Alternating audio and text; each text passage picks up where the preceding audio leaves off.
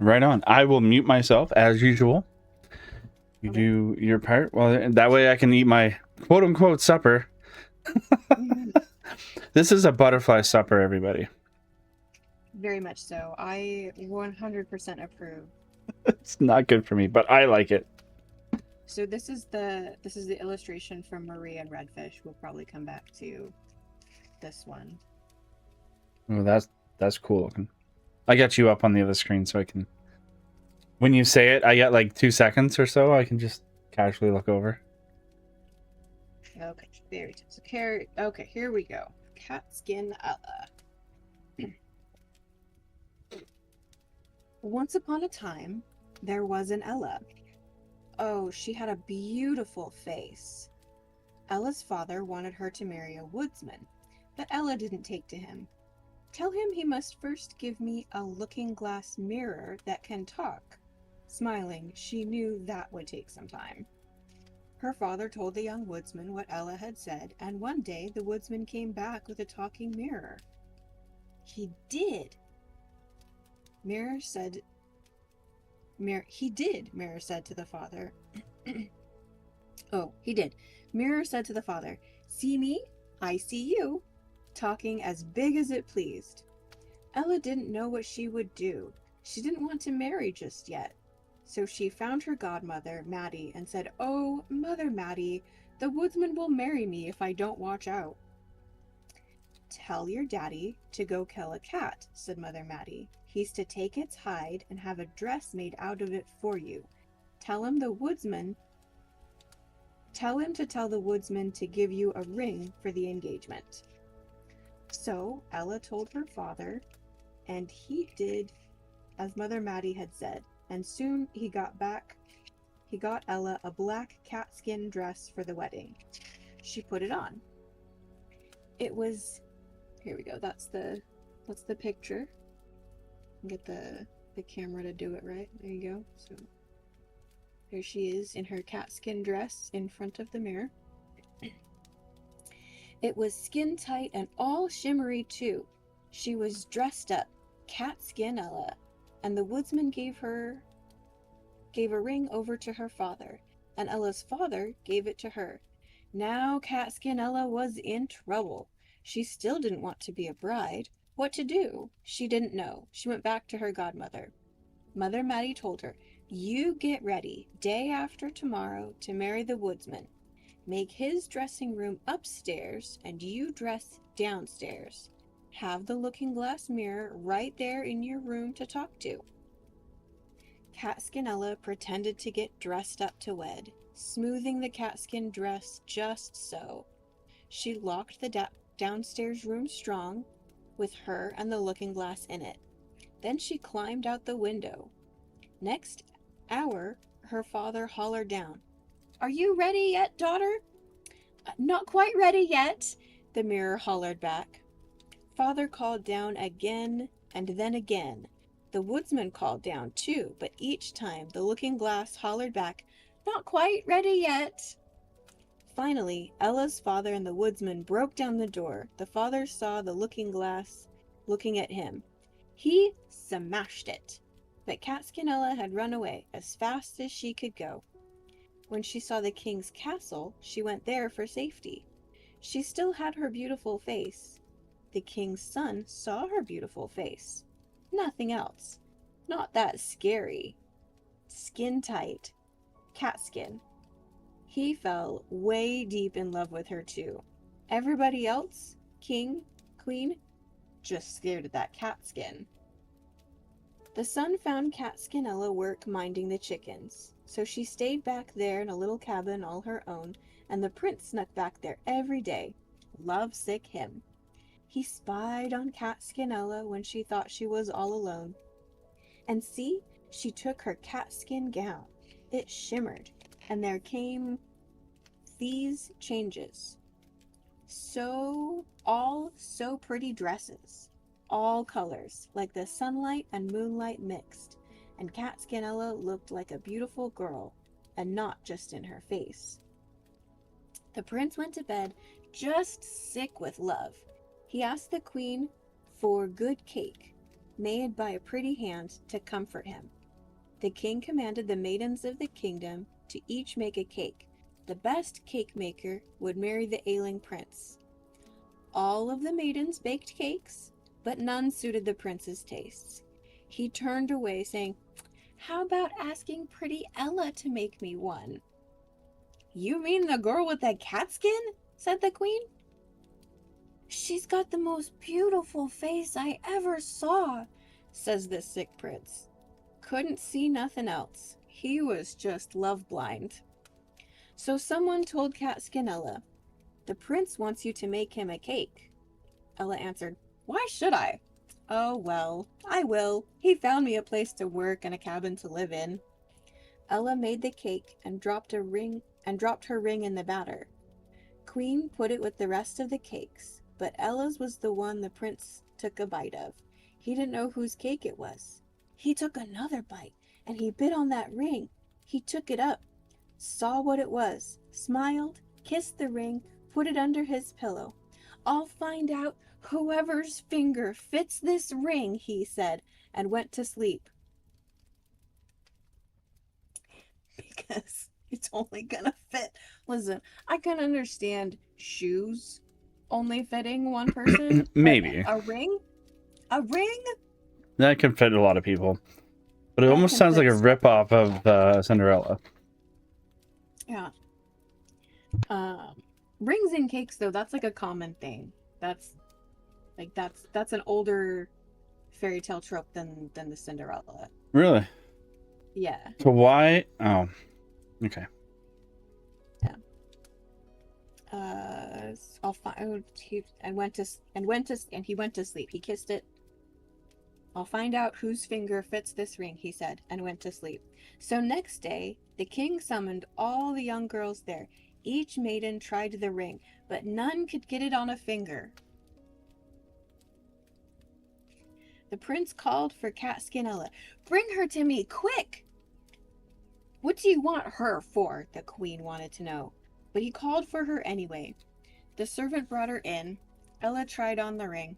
"That was easy," she said. "The ring belongs to me." Ella shivered once, twice. She took her catskin gown. Oh, so she glittered and glimmered in a dress of precious diamonds. They all had to cover their eyes. Did, too. Then they saw she was beautiful, in a fine gold and silver dress fit for a princess. Just swell, down to the little silk slippers she was wearing. All that catskin vanished off her. "Now she is exactly the one, and I knew she was," said the prince. "Will you marry me, Ella?" "Of course I'll marry you," Catskin Ella said.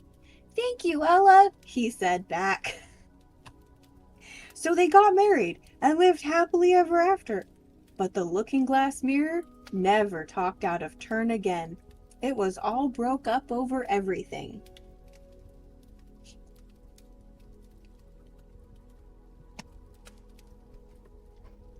Okay. I expected a little more. Nope, she tricks the woodsman and runs away with the ring that he bought her and uses it to get engaged to a prince. That's pretty funny. Like, don't. What would be? I'm trying to find the right words for the moral of that one. It's like, don't try to trick anybody. Just do the right thing, basically. No, I believe the moral is do what you want. Because Catskin Ella did exactly what she wanted through the whole story, and it worked out fine for her. Okay, yeah. I was thinking more the mirror side of it, but yeah, okay, I got you. All right. Yeah, I remembered the mirror getting like physically broken up when the dad and the huntsman broke in and the woodsman broke in, but apparently I misremembered that, and the mirror doesn't get. No, just get broken. Sounds like broken up as in like emotionally. Yeah. Yeah. Yeah. Well, maybe it is to be a pun, and that's why it's like, oh, mirror got broken up, because the only thing it says about him is that he never talked out of turn again. Right. Which it could be ominous. That could be ominous. Could be. All right. So I guess it's my turn. It is. This one is called Brother and Sister. I apologize if it's weird. Little brother took his little sister by the hand and said, "Since our mother died, we have had no happiness. Our stepmother beats us every day." I am sorry, everyone. This is not a good start. Stepmother beats us every day, and if we come near her, she kicks us away with her foot. Our meals are the hard crusts of bread that are left over, and the little dog under the table is better off, for she often throws it a nice bit. May heaven pity us. If our mother only knew. Come, we will go forth together into the wide world. They walked the whole day over meadows, fields, and stony places. And when it rained, the little sister said, "Heaven and our hearts are weeping together."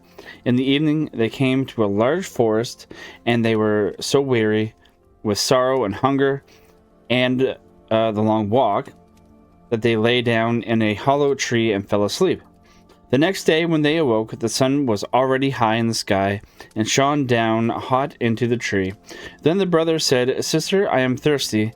If I knew of a little brook, I would go and just take a drink. I think I hear one running." The brother got up and took the little sister by the hand, and they set off to find the brook. But the wicked stepmother was a witch, and had seen how the two children had gone away, and had crept after them privily, as in quietly, I'm assuming, or secretly, as witches do creep, and had bewitched all the brooks in the forest. Oh my gosh. Now when they... Away? Huh? Is not enough to let them run away? No, guess not.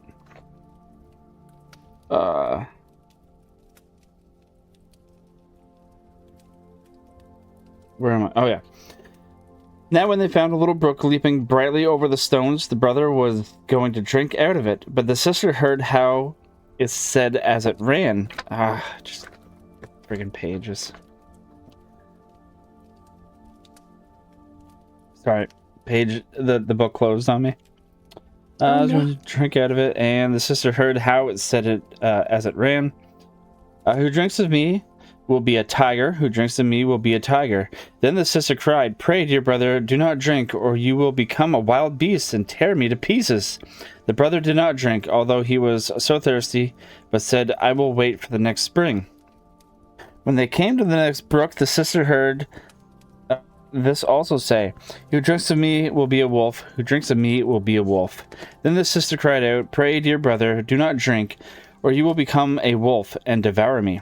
The brother did not drink and said, "I will wait until we come to the next spring, but then I must drink. Say what you like, for my thirst is too great." And when they came to the third brook, the sister heard how it said, as it ran, "Who drinks of me will be a roebuck. Who drinks of me will be a roebuck." I don't know what a roebuck is. The sister said... roe is a type of deer, so it would be, he'd become a male deer. A male deer. Okay, yeah. The sister said, "Oh, I pray you, dear brother, do not drink, or you will become a roebuck. Run away from me." But the brother had knelt down at once by the brook, and had bent down and drunk some of the water, and as soon as the first drops touched his lips, he lay there a young roebuck. And now the sister wept over her poor bewitched brother, and the little roe wept also, and sat sorrowfully near to her. But at last the girl said, "Be quiet, dear little roe. I will never leave you." Then she untied her golden garter and put it around the roebuck's neck, and he plucked rushes and wove them into a soft cord. Oh, she did, not he. And she plucked rushes and wove them into a soft cord. With this, she tied the little beast and led it on, and she walked deeper and deeper into the forest. And when they had gone a very long way, they came at last to a little house, and the girl looked in, and as it was empty, she thought, "We can stay here and live." Then she sought for leaves and moss to make a soft bed for the roe, and every morning she went out and gathered roots and berries and nuts for herself, and brought tender grass for the roe, who ate out of her hand and was content and played around about her. In the evening, when the sister was tired and had said her prayer, she laid her head upon the roebuck's back. That was her pillow, and she slept softly on it. And it was only the brother had his human form, it would have been a delightful life. For some time they were alone like this in the wilderness, but it happened that the king of the country held a great hunt in the forest. Then the blasts of the horns, the barking of the dogs, and the merry shouts of the huntsmen rang through the trees, and the roebuck heard all, and was only too anxious to be there. "Oh," said he to his sister, "let me be off to the hunt. I cannot bear it any longer." And he begged so much that at last she agreed. "But," said she to him, "come back to me in the evening. I must shut my door for fear of the rough huntsman. So knock and say, 'My little sister, let me in, that I may know you. And if you do not say that, I shall not open the door.'" Then the young roebuck sprang away. So happy was he, and so merry in the open air. The king and the huntsman saw the pretty creature, and started after him, but they could not catch him. And when they thought that they surely had him, away he sprang through the bushes, and could not be seen. When it was dark, he ran to the cottage, knocked, and said, "My little sister, let me in." Then the door was opened for him, and he jumped in, and rested himself the whole night through upon his soft bed.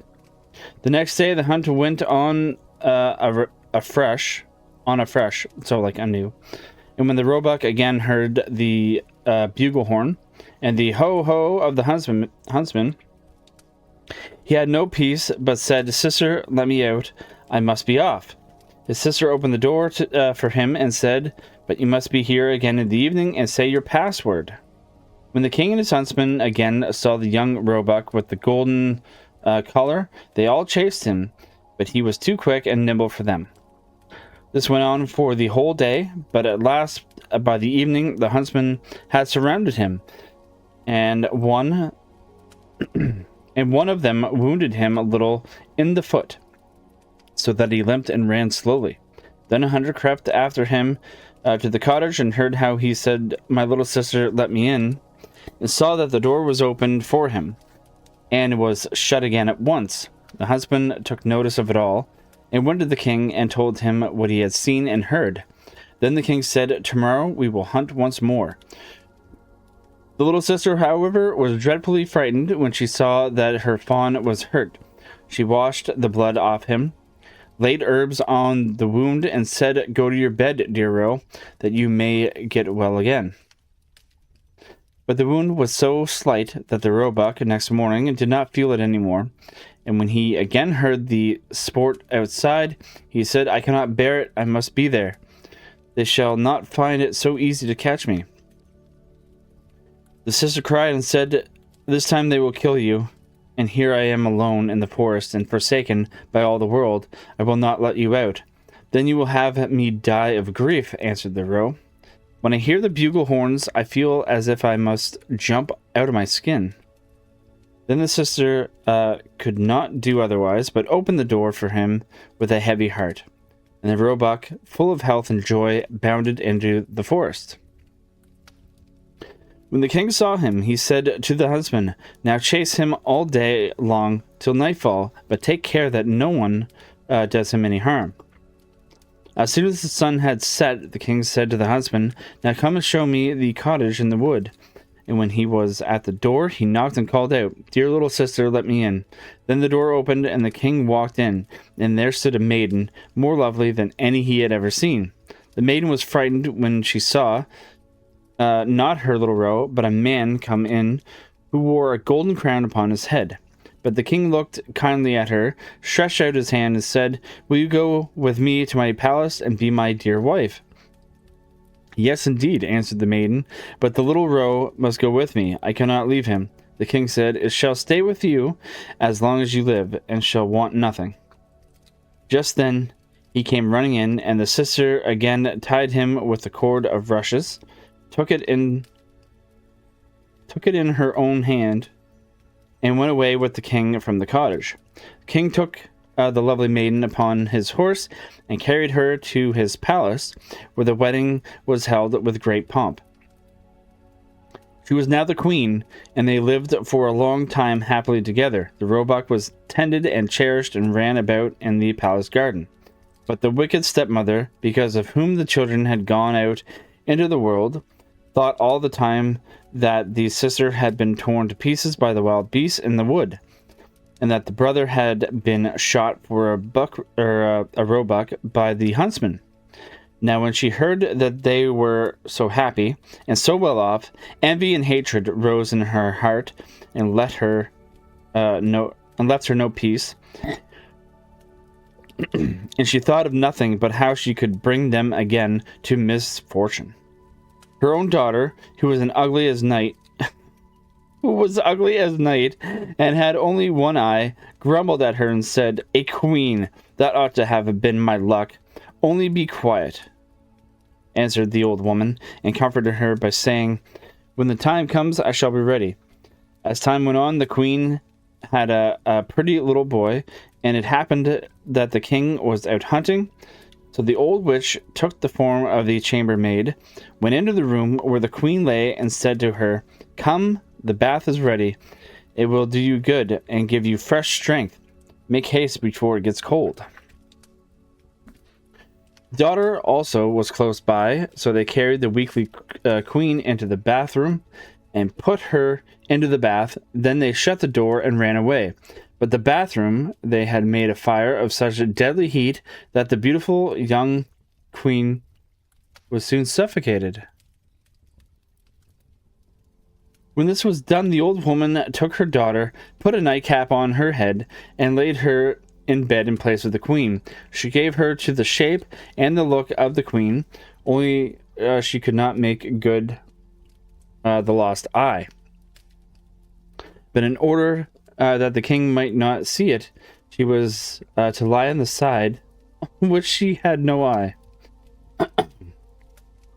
In the evening, when he came home and heard that he had a son, he was heartily glad, and was going to the bed of his dear wife to see how she was. But the old woman quickly called out, "For your life, leave the curtains closed. The queen ought not to see the light yet, and must have rest." The king went away and did not find out that a false queen was lying in the bed. But at midnight, when all slept, the nurse, who was sitting in the nursery by the cradle, and who was the only person awake, saw the door open and the true queen walk in. What? I thought she suffocated. It did say she suffocated. Okay. Door opened, and the true queen walked in. She took the child out of the cradle, laid it on her arm, and suckled it. Then she shook up its pillow, laid the child down again, and covered it with the little quilt. And she did not forget the roebuck, but went into the corner where it lay, and stroked its back. Then she went quite silently out of the door again.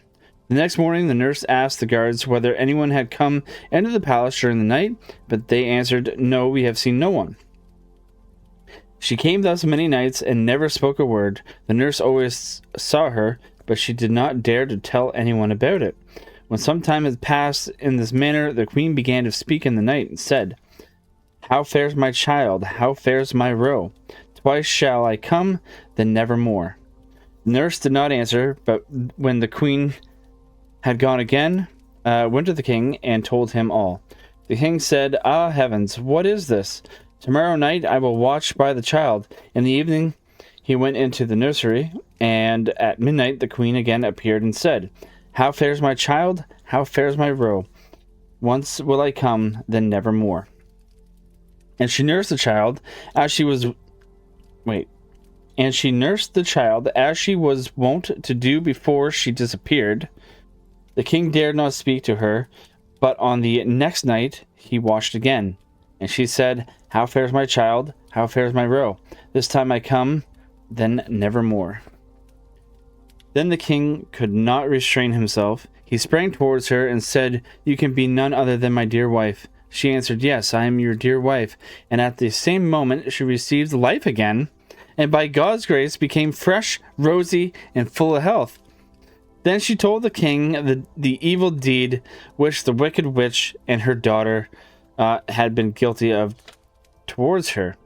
The king ordered both to be led before the judge, and judgment was delivered against them. The daughter was taken into the forest, where she was torn to pieces by wild beasts, but the witch was cast into the fire and miserably burnt. And as soon as she was burnt, the roebuck changed his shape and received its human form again. So the sister and brother lived happily together all their lives.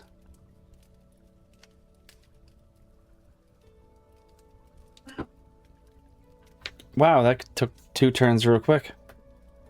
Yeah, that's So she was a zombie while she was nursing her baby until the king spoke to her, at which point she became unzombied and re-alive? That's your guess is as good as mine, because I thought a ghost at first, but ghosts don't normally be able to, feed their child and stuff. So I don't understand.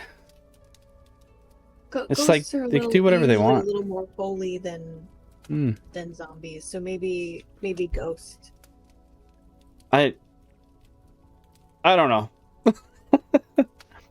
Arises, thanks for the lurk. Hope you enjoy the readings. Cozy Dad, thank you for the lurk. Okay, what did we fit? We wanted Marie and the redfish, which was 11. There we go. Too far. Here we go.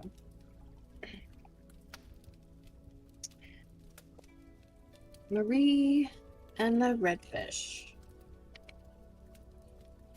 The young girl, Marie, was courted by a prince. "You're too young for courting," her father told her. "But I care for him," Marie said.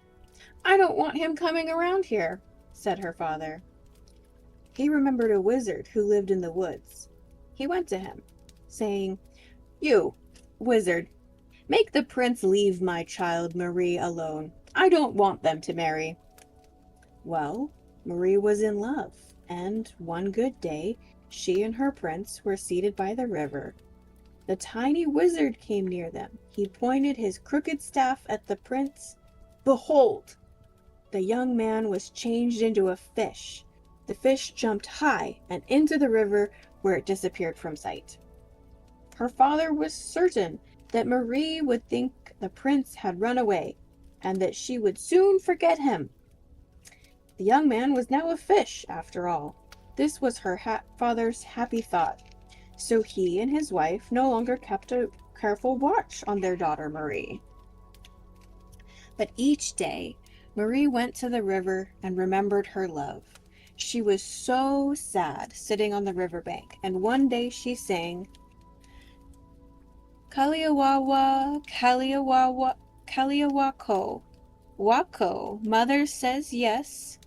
Wako, father says no. Kaliawawa, Kaliawako." No sooner had she sung than the river seemed to split open. Suddenly, a beautiful redfish wearing a gold crown showed itself. The waters fell together around it as it swam near Marie.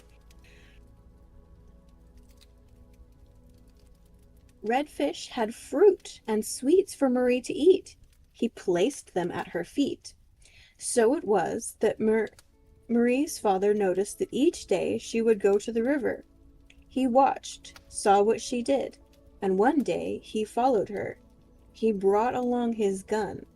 Marie sang, "Kaliawawa, Kaliawako," and Redfish surfaced, wearing his crown of gold. There was Marie's father with his gun. Baloo once, Baloo twice. He shot the redfish and took it home for his supper. "Daughter, cook this fish," he told Marie. "I'm sure it will make a tasty dinner for us." Marie had to do it.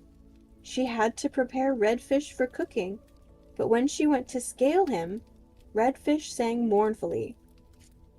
Cut me, oh, if you must, wah-wah. Scrape me, oh, if you have to, wah-wah. Mix the crumbs, salt them, wah-wah. Marie cooked the fish, and when it was done, she served it to her father. She sat down. Inside, she was crying her heart out for her dear Prince Redfish.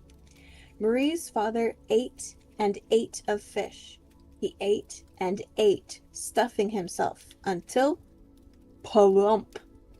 His big belly burst open, lo! And many little fishes fell out.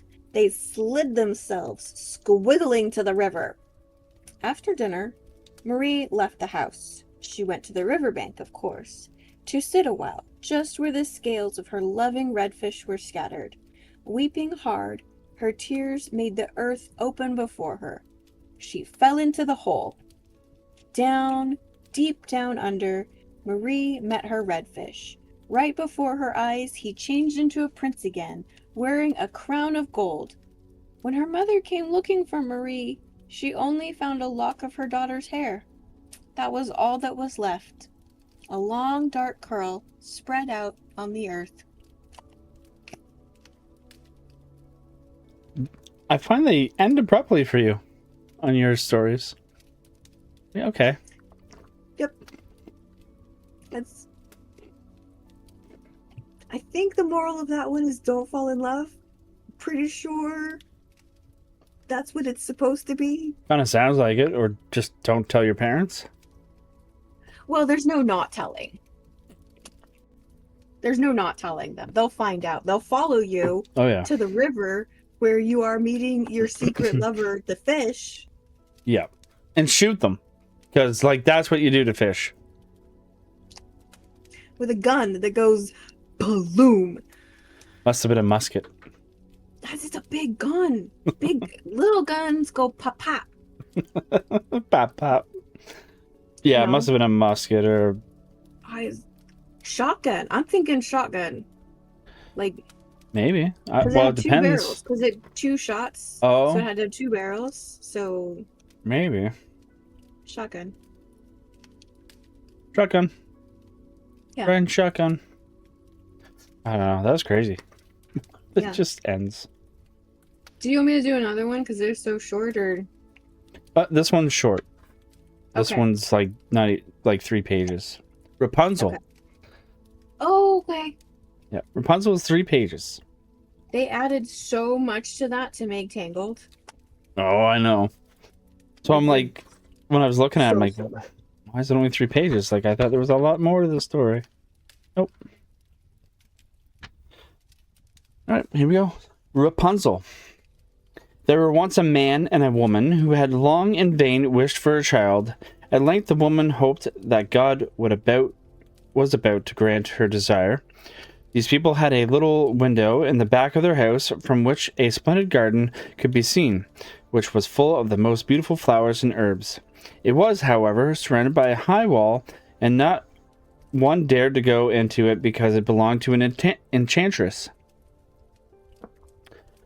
who had great power and was dreaded by all the world. One day the woman was standing by this window and looked down into the garden when she saw a bed which was planted with the most beautiful rampion, which is also Rapunzel. So it's a type of flower. Mm-hmm. And it looked so fresh and green that she longed for it and had the greatest desire to eat some. Oh. Maybe it's not a flower. Maybe it's not a flower. This desire... Okay. This desire increased every day, and as she knew that she could not get any of it, she quite pined away. The wording is so weird. And looked pale and miserable. Then her husband was alarmed and asked, "What aileth thee, dear wife?" "Ah," she replied, "if I can get some of the rampion, which is in the garden behind our house, to eat, I shall die." The man who loved her thought, sooner than let thy wife die, bring her some of the rampion thyself, let it cost thee what it will.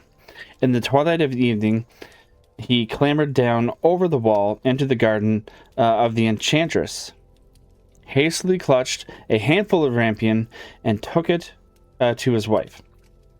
She at once made herself a salad of it, and ate it with much relish. She, however, liked it so very much, that the next day she longed for it 3 times as much as before. Oh my, she got addicted.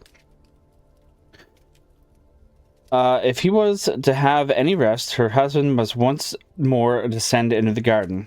In the gloom of evening, therefore, he let himself down again, but when he had clambered down the wall, he was terribly afraid, for he saw the enchantress standing before him. How canst thou dare, said she with an angry look, to descend into my garden and steal my rampion like a thief? Thou shalt suffer for it. Ah, answered he, let mercy take the place of justice. I only made up my mind to do it out of necessity. My wife saw your rampion from the window, and felt such a longing for it, that she would have died if she had not got some to eat. Then the enchantress allowed her anger to be softened, and said to him, if the case be as thou sayest, I will allow thee to take away with thee as much rampion as thou wilt. Only I make one condition. Thou must give me the child which thy wife will bring into this world. It shall be well treated, and I will care for it like a mother. The man in his terror consented to everything, and when the woman was brought to bed, the enchantress appeared at once, gave the child the name of Rapunzel, and took it away with her. Rapunzel grew into the most beautiful child beneath the sun. When she was 12 years old, the enchantress shut her into a tower. There's the tower. I was wondering where that was going to come into play. Which lay into the forest, and had neither stairs nor door, but quite at the top was a little window. When the enchantress wanted to go in, she placed herself beneath this and cried, Rapunzel, Rapunzel, let down thy hair to me. Rapunzel had magnificent long hair, fine as spun gold, and when she heard the voice of the enchantress, she unfastened her braided tresses, wound them around one of the hooks of the window above, and then the hair fell 20 ells down, and the enchantress climbed up by it. After a year or two, it came to pass that the king's son rode through the forest and went by the tower. Then he heard a song, which was so charming that he stood still and listened. This was Rapunzel, who in her solitude passed her time in letting her sweet voice resound. The king's son wanted to climb up to her, and looked for the door for the tower, but none was to be found. He rode home, but the singing had so deeply touched his heart that every day he went out into the forest and listened to it. Once when he was thus standing behind a tree, he saw that an enchantress came there, and he heard how she cried, Rapunzel, Rapunzel, let down thy hair. Then Rapunzel let down the braids of her hair, and the enchantress climbed up to her. If that is the ladder by which one mounts, I will for once try my fortune, said he. And the next day, when when it began to grow dark, he went to the tower and cried, Rapunzel, Rapunzel, let down thy hair. Immediately the hair fell down, and the king's son climbed up. At first Rapunzel was terribly frightened when a man such as her eyes had never yet beheld came to her, but the king's son began to talk to her quite like a friend, and told her that his heart has been so stirred that it had let him have no rest, and he had been forced to see her. Then Rapunzel lost her fear, and when he asked her if she would take him for her husband, and she saw that he was young and handsome, she thought, he will love me more than old Dame Gothel does. And she said yes, and laid her hand in his. She said, I will willingly go away with thee, but I do not know how to get down. Bring with thee a skein of silk every time that thou comest, and I will weave a ladder with it. And when that is ready, I will descend, and thou wilt take me on thy horse. They agreed that until the time he should come to her every evening, for the old woman came by day. The enchantress remarked nothing of this, until once Rapunzel said to her, "Tell me, Dame Gothel, how it happens that you are so much heavier for me to draw up than the young king's son. He is with me in a moment." Oh, she shouldn't have said that. "Ah, thou wicked child," cried the enchantress, "what do I hear thee say? I thought I had separated thee from all the world, and yet thou hast deceived me." In her anger, she clutched Rapunzel's beautiful tresses, wrapped them twice around her left hand, seized a pair of scissors with the right, and snip, snip, they were cut off, and the lovely braids lay on the ground. And she was so pitiless?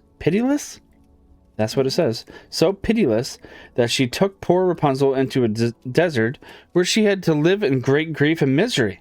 What? On the same day, however, that she cast out Rapunzel, the enchantress in the evening fastened the braids of her. The enchantress in the evening fastened the braids of hair which she had cut off to the hook of the window, and when the king's son came and cried, "Rapunzel, Rapunzel, let down thy hair," she let the hair down. The king's son ascended, but he did not find his dearest Rapunzel above, but the enchantress, who gazed at him with wicked and venomous looks. "Aha!" she cried mockingly. "Thou wouldst fetch thy dearest, but the beautiful birds sit no longer singing in the nest. The cat has got it, and will scratch out thy eyes as well. Rapunzel's lost to thee. Thou wilt never see her more." The king's son was beside himself with pain, and in his despair he leaped down from the tower. Oh. He escaped with his life, but the thorns into which he fell pierced his eyes. Then he wandered quite Oh my gosh. Then he wandered quite blindly out the forest, ate nothing but roots and berries, and did nothing but lament and weep over the loss of his dearest wife. Wasn't your wife yet? Thus he roamed about in misery for some years, and at length came to the desert where Rapunzel, with the twins to which she had given birth. Oh, they did marry? Well, they were together. They were together. I did not see that or hear that when I was reading it. I just thought they were just planning to go. Anyway. What else are you going to do with a prince in your room at night? I don't know. Talk. Get to know each other first. Court a little bit. Anyway. The twins in which she had given birth, a boy and a girl, lived in wretchedness. He heard a voice, and it seemed so familiar to him that he went towards it, and when he approached, Rapunzel knew him and fell on his neck and wept. 2 of her tears wetted his eyes, and they grew clear again, and he could see with them as before. He led her to the kingdom where he was joyfully received, and they lived for a long time afterwards, happily and contented. So they still got to live happily ever after. They just had to be a little miserable first. That's funny.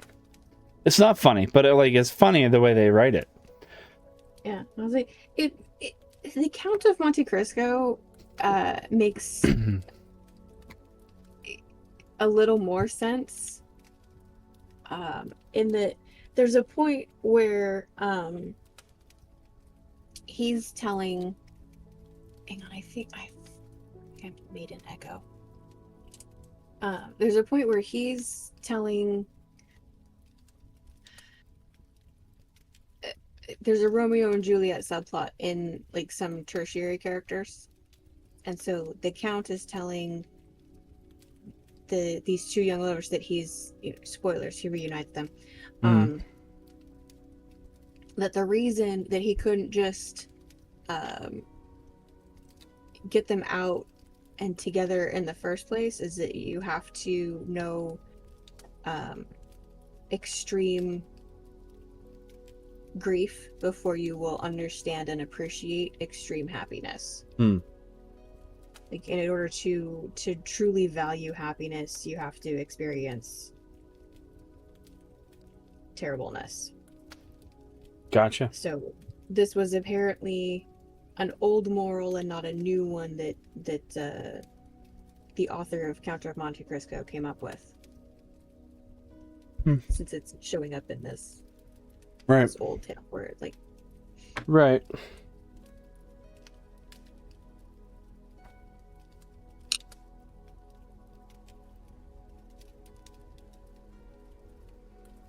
Okay.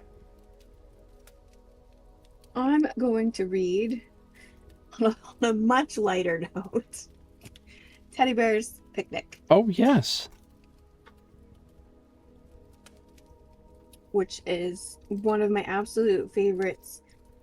This copy came with a record, which we played until it melted. I kind of feel like I remember that. I don't know if I definitely don't have the record, but I know we did have it. Yeah. Yeah. Oh, yeah. So there's the spot where the record sleeve was. So it's a biennial herb native to Europe, North Africa, and Western Asia, historically grown for its edible, nutty flavored white taproots, peppery leaves. 3 feet tall. First, full sun, partial shade, and well drained, alkaline or sandy loam soils. Oh yeah, neat. That's the rampion. Huh. It appears to be that you can make a salad out of both parts, so it's tasty. A bit like being named a dandelion. True.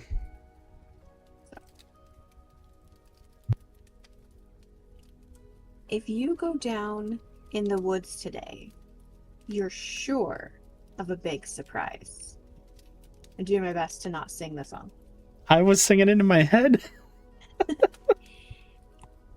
If you go down in the woods today, you'd better go in disguise. There we go. Tilt it so you can getting disguised. For every bear that ever there was, beach bear with a people mask, mermaid bear, Lulu bears,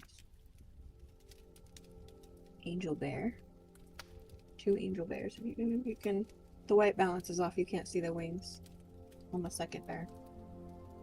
Will gather there for certain, because today's the day the teddy bears have their picnic. This bear's getting like all dolled up like a tree. I like that this is clearly a bear house because there's a portrait of Mama and Papa Bear here. Yeah. And then the drawing is, hang on if I can get the, there we go. The drawing is a bear with some honey and some flowers.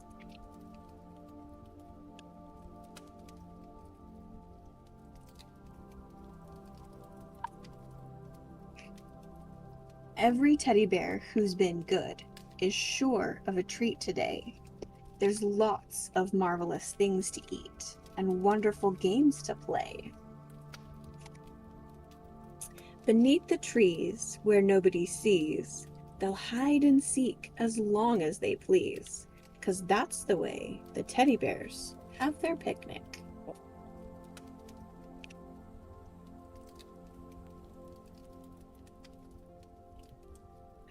The sign on the it says fireworks sold only to adults, and then the signs on the tree read, we have clover honey, firewood 10 cents a bundle, free kindling. There's a quiver of arrows leaned up against the tree, and then there's also bats for hoop and bat.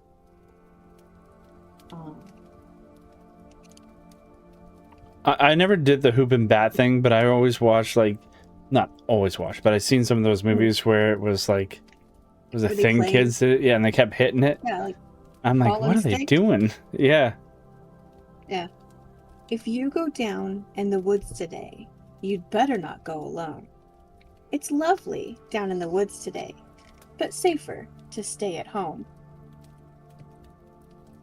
See little teddy bears hiding out. Teddy bears hanging from trees upside down, being in their military garb.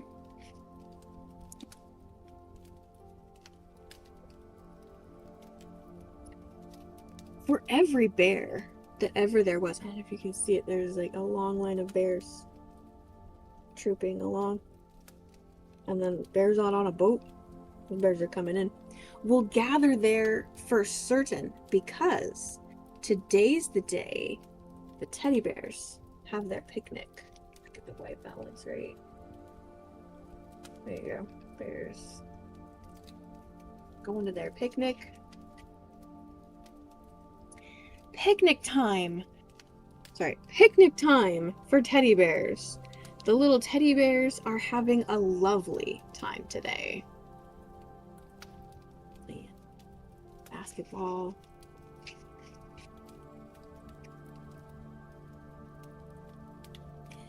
Playing guitar. Singing folk songs. Playing baseball. Watch them.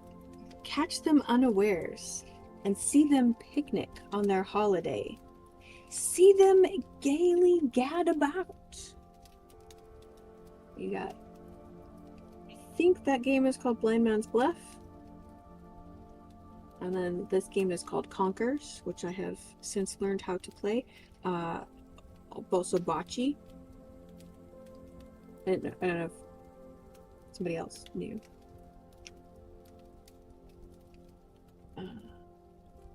They love to play and shout. They never have any care. This page has had to be taped back together extensively.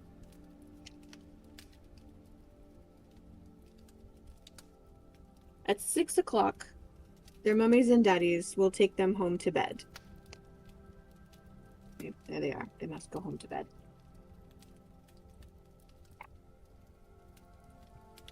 Because they're tired little teddy bears. This teddy bear falling asleep. He's got his little people mask. And then there's the teddy bears getting turned back into people and put to bed. And then the mom and dad still in their bear costumes, but with their hoods off. I loved that book so much as a kid. You can tell because you taped it together a few times. I was not the only one who loved that book growing up. There were several of us who loved the book growing up. Skull Gamer, thanks for dropping in. I have to admit, we did this before, and I didn't know about the writing and reading category. I think I just put it as art last time, so but nice to know that there's an actual category for the reading. Since you're new here, over here on my left, that's Butterfly, Hopebuttefly. I'm Trunks10mc. She's reading from kind of a bunch of different books or stories, and I'm reading straight out of the complete Grimm's fairy tales. So, and we're just taking turns. Which means it's my turn right now. It is your turn. I just want to say, I was like singing that as she went in my head, like the whole time. I couldn't help it. I'm like, yeah, I remember this. Yep. All right, let's get that out of my way. Let's open my book. So the next one I'm on is The Three Little Men in the Wood. There was once a man whose wife died, and a woman whose husband died, and the man had a daughter, and the woman also had a daughter. The girls were acquainted with each other, and went out walking together, and afterwards came to the woman in her house. Then said she to the man's daughter, "Listen, tell thy father that I would like to marry him, and then Thou shalt wash thyself of milk every morning, and drink wine, but my own daughter shall wash herself in water and drink water.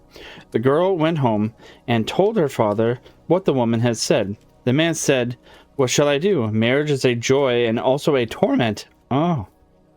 At length, as he could come to no decision, he pulled off his boot and said, Take this boot. It has a hole in the sole of it. Go with it up to the loft, hang it on the big nail, and then pour water into it. If it hold the water, then I will again take a wife. But if it run through, I will not. The girl did as she was ordered, but the water drew the hole again. But the water drew the hole together, and the boot became full to the top. She informed her father how it had turned out. Then he himself went up, and when he saw that she was right, he went to the widow and wooed her, and the wedding was celebrated. The next morning, when the two girls got up, there stood before the man's daughter milk for her to wash in and wine for her to drink. But before the woman's daughter stood water to wash herself with and water for drinking. On the second morning stood water for washing and water for drinking before the man's daughter, as well as before the woman's daughter. And on the third morning stood water for washing and water for drinking before the man's daughter, and milk for washing and wine for drinking before the woman's daughter. This is such a weird read. And so it continued. The woman became bitterly unkind to her stepdaughter, and day by day did her best to treat her still worse. She was envious, too, because her stepdaughter was beautiful and lovable, and her own daughter ugly and repulsive. Once in winter, when everything was frozen as hard as a stone, and hill and vale lay covered with snow, the woman made a frock of paper, called her stepdaughter, and said, Here, put on this dress, and go out into the wood, and fetch me a little basketful of strawberries. I have a fancy for some. Good heavens, said the girl. No strawberries grow in winter. The ground is frozen, and besides the snow has covered everything. And why am I to go in this paper frock? It is so cold outside that one's very breath freezes. The wind will blow through the frock, and the thorns will tear it off my body. Wilt thou contradict me again? Said the stepmother. See that thou goest, and do not show thy face again until thou hast the basket full of strawberries. Then she gave her a little piece of hard bread, and said, This will last 3 days, and thought, Thou wilt die of cold and hunger outside, and wilt never be seen again by me. Then the maiden was obedient, and put on the paper frock, and went out with the basket. Far and wide there was nothing but snow, and not a green blade to be seen. When she got into the wood, she saw a small house out of which peeped 3 little dwarfs. She wished them good day, and knocked modestly on the door. They cried, Come in. And she entered the room and seated herself on the bench by the stove, where she began to warm herself and eat her breakfast. The elves said... The elves? They were little men. But it said dwarfs first. Now they're elves. Okay. Alright. The elves said, Give us too some of it. Willingly, said she, and divided her bit of bread in two, and gave them the half. They asked, What dost thou here in the forest in the winter time, in thy thin dress? Ah, she answered, I am looking for a basket full of strawberries, and am not to go home until I can take them with me. When she had eaten her bread, they gave her a broom, and said, Sweep away the snow at the back door with it. But when she was outside, the 3 little men said to each other, What shall we give her, as she is so good, and has shared her bread with us? Then said the first, My gift is that she shall every day grow more beautiful. The second said, My gift is that gold pieces shall fall out of her mouth every time she speaks. Oh my. The third said, My gift is that a king shall come and take her to wife. The girl, however, did as the little men had bidden her, swept away the snow behind the little house with the broom, and what did she find but real ripe strawberries, which came up quite dark red out of the snow. In her joy, she hastily gathered her basket full, thanked the little men, shook hands with each of them, and ran home to take her stepmother what she had longed for so much. When she went in and said good evening, a piece of gold at once fell out of her mouth. Thereupon she related what had happened to her in the wood, but with every word she spoke, gold pieces fell from her mouth, until very soon the whole room was covered with them. Now look at her arrogance, cried the stepmother, to throw about gold in that way. But she was secretly envious of it, and wanted to go into the forest also to see strawberries. The mother said, "No, my dear little daughter, it is too cold, thou mightest die of cold." However, as her daughter let her have no peace, the mother at last yielded, made her a magnificent dress of fur, which she was obliged to put on, and gave her bread and butter and cake with her. The girl went into the forest and straight up to the little house. The three little elves peeped out again, but she did not greet them, and without looking around at them and without speaking to them, she went awkwardly into the room, seated herself by the stove, and began to eat her bread and butter and cake. "Give us some of it," cried the little men, but she replied, "There is not enough for myself, so how can I give it away to other people?" When she had done eating, they said, "There is a broom for thee, sweep all clean for us outside by the back door." "Humph, sweep for yourselves," she answered. "I am not your servant." When she saw that they were not going to give her anything, she went out by the door. Then the little men said to each other, "What shall we give her, as she is so naughty, and has a wicked, envious heart, that will never let her do a good turn to anyone?"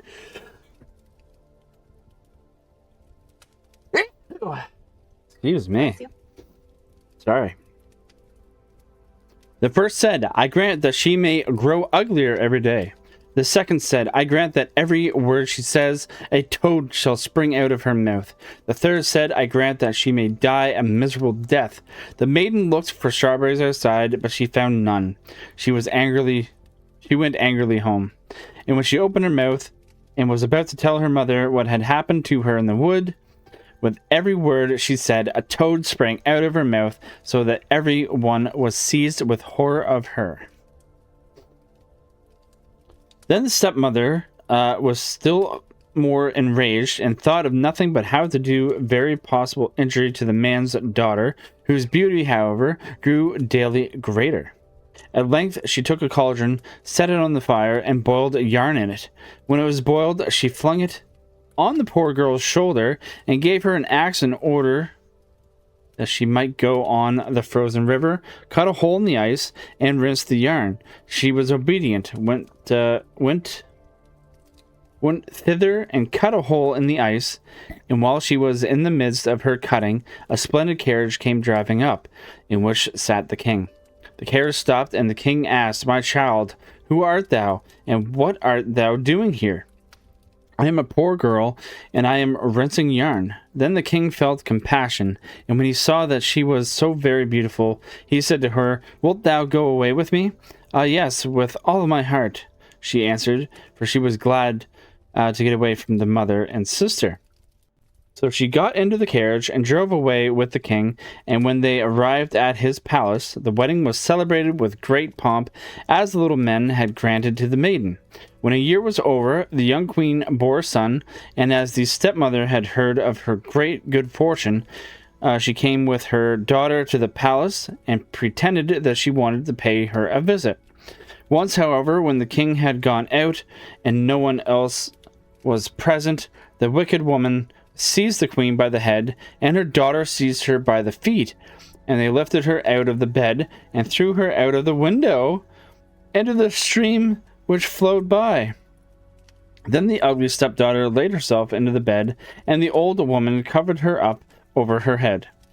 When the king came home again and wanted to speak to his wife, the old woman cried, "Hush, hush, that can't be now. She is lying in a violent perspiration. You must let her rest today." The king suspected no evil and did not come back again till next morning. And as he talked with his wife, and she answered him, with every word a toad leaped out, whereas formerly a piece of gold had fallen out.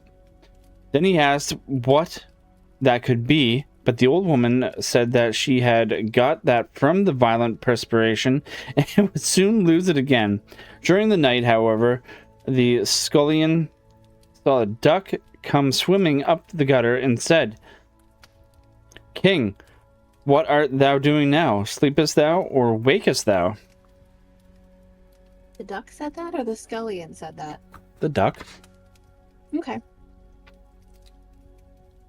And as he returned, no answer is said, and my guess, what may they do? Oh, now the scullion's talking.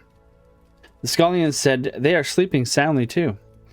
Then it asked again, "What does little baby mine?" He answered, "Sleepeth in her cradle fine." Okay. Then she went upstairs in the form of the queen, nursed the baby, shook up its little bed, covered it over, and then swam away again down the gutter of the shape of the duck. Oh. She came thus for 2 nights. On the third, she said to the scullion, "Go and tell the king to take his sword and swing it 3 times over me on the threshold." Then the scullion ran and told this to the king, who came with his sword and swung it thrice over the spirit, and at the 3rd time his wife stood before him, strong, living, and healthy as she had been before. Thereupon the king was full of great joy, but he kept the queen hidden in a chamber until the Sunday, when the baby was to be christened. And when it was christened, he said, "What does a person deserve who drags another out of bed and throws him in the water? The rest deserves nothing better," answered the old woman, "than to be taken and put in a barrel stuck full of nails and rolled downhill into the water." Then the king said, "Thou hast pronounced thine own sentence." And he ordered such a barrel to be brought, and the old woman to be put into it with her daughter. And then the top was hammered on, and the barrel rolled downhill until it went into the river. That's it. Childbirth used to be so much more dangerous, apparently. Yes. You would get turned into a ghost or Yeah. a duck. Yeah. You get turned into an ugly girl. Either way. Hey, Beast. What's happening? Yeah, it's such a strange That's concept that they keep bringing up. I'm so glad that modern medicine has proceeded to a point where when we give birth, we remain ourselves. We don't have to sneak back into the room where our children are to nurse them in secret as ghosts or ducks. Yeah, that was a little confusing. Because I wasn't sure, like, they didn't specify, like, how that was going. You know what I mean? Like, all of a sudden, there's this duck coming up to the window, talking to a scullion, and it's like, oh, okay. I think we need something equally crazy. Oh, what do you got? After that. So this is, I can't even get the whole title on, here we go. The High-Rise Glorious Skittle Scat Roarious Sky Pie Angel Food Cake. Right, that's the one you said earlier. I'm like, I can't repeat that. Yeah. You did good. Well, I have it in front of me, so I can just read it. Yes, that does help, but still, it's like a tongue twister. It is a little bit. Get your internet yet, Beast? I hope you did.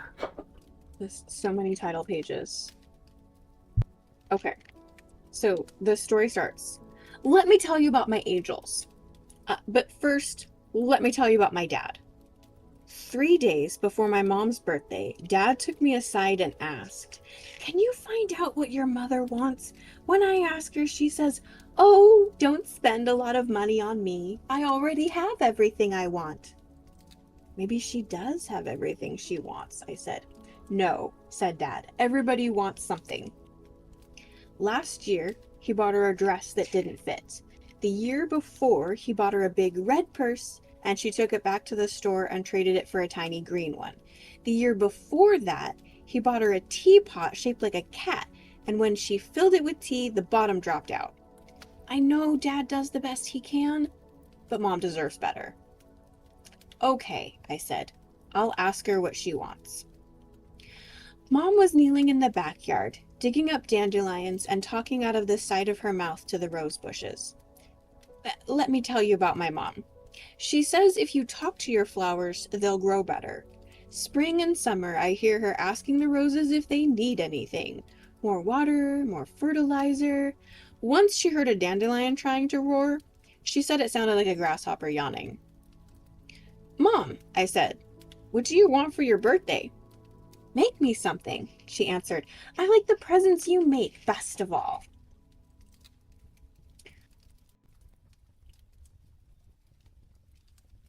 Okay, I said, what do you want me to make? A birthday cake, Mom said. You could make me a birthday cake. Okay, I said, what kind of cake do you like? Chocolate, Mom said. You love chocolate. But this cake is for you, I said. What kind of cake do you like? She didn't answer for a long time. She just kept digging out dandelions. And when she finally spoke, her voice seemed to come from far from this time and place. When I was 7 years old, my grandmother made me the most wonderful birthday cake. Oh, I've never forgotten it. She called it a high-rise, glorious, skittle-scat-roarious, sky-pie angel food cake. Is it in the joy of cooking? I asked. Out of the corner of my eye, I saw Dad hovering by the front door, trying to eavesdrop on us. No, answered my mother. It's not in any cookbook. When I asked my grandmother for the recipe, she said it was just like the recipe for ordinary angel food cake, except for one secret ingredient. What was that? She wouldn't tell me. She said I'd have to find out for myself. And did you? No. And now she's dead and gone to heaven, but I'll never forget that high-rise, glorious, skittle-scat-roarious, sky-pie angel food cake as long as I live. She baked a golden thimble into the cake, and she said whoever got it would be lucky for a year. Who got it? Well, she got it herself. Dad met me halfway down the front steps. Well, what did your mom say? She wants a high-rise, glorious, skittle-scat-roarious, sky-pie angel food cake. A cake? She wants a cake? She never eats cake. She's always dieting. I'm just telling you what she told me. Tell me again? She wants a high-rise, glorious, skittle-scat-roarious, sky-pie angel food cake. Dad whipped out his daily reminder notepad and scribbled down the name. Then he tucked the notepad into his shirt pocket and smiled at me. Thank heaven that problem's settled. I'll call Capital Bakery and put in an order. You can't order this cake, I said, and it's not in any cookbook, and it's made with a secret ingredient, and only my great-grandmother knows the secret. Dad threw up his hands and went off to buy Mom a bathrobe. Let me tell you a little bit about my great-grandmother. She had a grand piano and a house full of books. She loved to play the grand piano and read. Sometimes she did both at the same time. Whenever my great-grandmother ran across some interesting item she wanted to remember, she copied it into a leather-bound notebook. She filled 32 leather-bound notebooks, all titled Ledger, and numbered like an encyclopedia. When she died, she willed me her grand piano, which I can have when I grow up, and her 32 notebooks, which I can have anytime I want them. For a long time, I didn't want them, but I couldn't throw away a gift from my great-grandmother, so I put them in the big box of dreadfuls in the cellar. Let me tell you about that box. The big box of dreadfuls is full of stuff we don't want, but are afraid to throw away. There's a hideous ceramic vase in the shape of a football that Uncle Henry and Aunt Carolyn gave Mom and Dad for a wedding present, and a self-portrait painted by Aunt Carolyn, who didn't think the vase was grand enough. The self-portrait shows her as a young girl, petting a bald dog and sitting by a waterfall, which she will never do again because last year she and Uncle Henry took a bus to Niagara Falls and Aunt Carolyn dropped her purse over the edge. Poof! $100, flushed out of sight. When Uncle Henry and Aunt Carolyn call on us, Mom puts the vase on the mantel and hangs the self-portrait over the grand piano. After they leave, she packs them both away in the box of dreadfuls. At the bottom of the box of dreadfuls lay my great-grandmother's 32 leather-bound notebooks. I lugged them upstairs to bed with me, and after my mother went downstairs, I pulled out my flashlight and started to read them. The first 7 notebooks were full of poems and little slips of helpful sayings, like, "Grief in the evening is joy in the morning." The poems mostly talked about love. A few talked about God. The one I liked best didn't talk about anything, it just painted a picture of the moon. The moon was but a chain of gold a night or two ago, and now she turns her perfect face upon the world below. And what a privilege to be but the remotest star, for certainly her way might pass beside your twinkling door. After she'd filled the 7th notebook, my great-grandmother gave up poetry and turned to crime.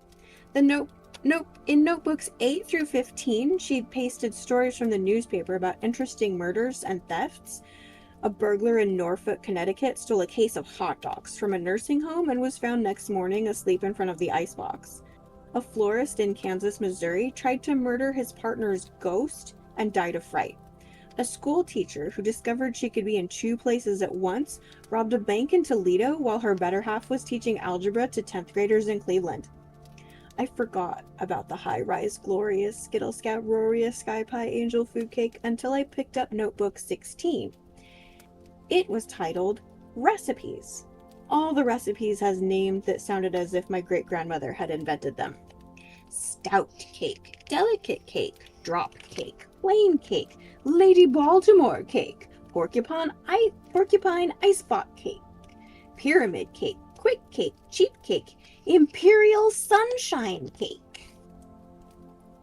On the second to last page I found angel food cake, ordinary, 1.5 cup egg whites, 12 or 13, 1 1/4 teaspoons cream of tartar, 1/2 teaspoon of salt, 1.5 cups granulated sugar, measured lightly, 1 cup plus 2 tablespoons cake flour. Beat egg whites, add cream of tartar, and salt when eggs are frothy. Continue beating until a point of the egg whites will stand up straight. Fold in the flour and the sugar and pour into an ungreased tube pan. Bake for 1 hour at 325. My heart stopped for a second. Below the recipe, my great-grandmother had written in tiny letters, "Today, I invented the recipe for the high-rise, glorious Skittle Scat Roria Sky Pie Angel Food Cake, but it's too dangerous. It's irresponsible to man and beast, woman and bird. I fear it may fall into the wrong hands. So I've noted in a dark place the recipe, which I composed myself after playing around in the kitchen." Well, that depressed me. To have almost found it was worse than not finding it at all, but I told myself not to worry. Rising early clears the brain. I turned out my flashlight, tucked the notebooks under my pillow, and fell asleep. And who did I see in my sleep? But my great-grandmother, playing the grand piano and singing. "Right at hand or left at foot, who will help the helpless cook?" "Great-grandmother," I called, "tell me the secret." She waved at me and shook her head, and the piano tried to escape with her into the air. "Please, please," I shouted and plunged after them and hit my head on the keyboard cover. Great-grandmother stopped singing, and the piano howled, and I woke up. Right below my room, Mom was vacuuming. I jumped out of bed, pulled on my jeans and t-shirt, and ran downstairs. Right away I noticed Aunt Carolyn's painting over the piano and Uncle Henry's ceramic football on the mantel. Did I get the the white drink. Oh, let me tell you about my uncle. He's my mom's brother, and he always spills things when he visits us. Usually it's coffee on the paisley tablecloth in the kitchen, but last Thanksgiving he upset a whole pitcher of gravy on the rug. No harm done, said Uncle Henry. He's always like that, groaned Mom in my ear. Bring the baking soda. The rug in our dining room has a lot of pale, thin spots where she's rubbed it with baking soda. When she saw me, Mom switched off the vacuum. Uncle Henry and Aunt Carolyn are coming today, she said. For lunch. For lunch? No, just for dessert. We'll eat in the living room. Uncle Henry had ruined so many tablecloths, I guess Mom figured she'd keep him out of the dining room for the rest of his life. But at least she'd forgiven him. When I opened the refrigerator, I saw she'd made his favorite, red Jell-O salad, molded in little dishes shaped like stars. She knew how much Uncle Henry loved that salad. An hour later, Dad and Mom and I and Uncle Henry and Aunt Carolyn were all gathered in the living room, and Mom said to me, "Will you serve the salad?" I brought in the tray and passed it, and everybody took a Jell-O star and a spoon. My uncle was eating his star in an absent-minded sort of way and admiring the ceramic football on the mantel. "I'm glad to see you get so much use out of that vase," said Uncle Henry. "Yup," said my dad. Aunt Carolyn was squinting at her painting over the piano. "It's hung crooked," she said. My uncle sprang up. He held his Jell-O in his left hand and adjusted the picture with his right. "Tip it a little more to your side," said Aunt Carolyn. He pulled it toward himself. "No, a little more to the left." He tipped it the other way. "I think it looked fine where it was," said my dad. "I've noticed," said Aunt Carolyn, "that a lot of people keep pictures on the piano." My uncle yanked the picture off the wall and tried setting it on the piano, this way, that way. Then something behind the picture caught his eye. "Wow," he said, "just look at all those strings." "What strings?" asked my mom. "You can see the whole piano. Stand right here." And he waved his left hand, his Jell-O hand. The whole thing slithered out of the dish straight down into the piano. Plip, plop. "Oh, I'm sorry," cried my uncle. "It's nothing," whispered Mother. She looked wild. "I'll get the baking soda," I told her, but she shook her head. "No, bring a dry dish towel and a flashlight." When I arrived with the towel and the light, my aunt sat at the piano and tried a few chords. The piano made a damp, embarrassed noise.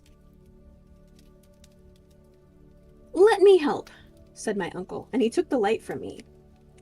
He leaned over the piano and shone the light across the hammers and strings.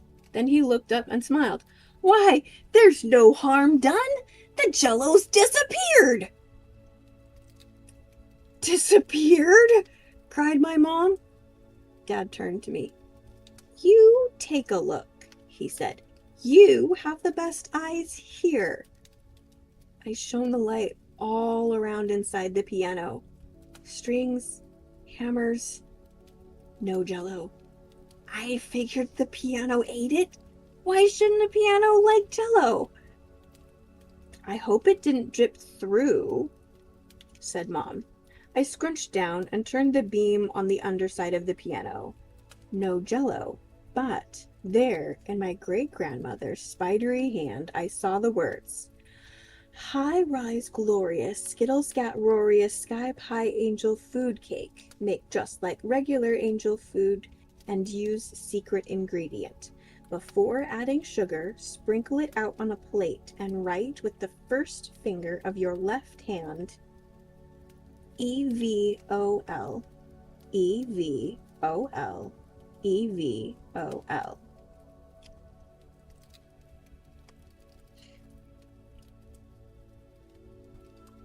After dinner. First, I thought she was spelling evil, but I'm like, no, there's an O. Wait. No. I'm like, oh, no, Yeah. I get it. No, love. It's love backwards.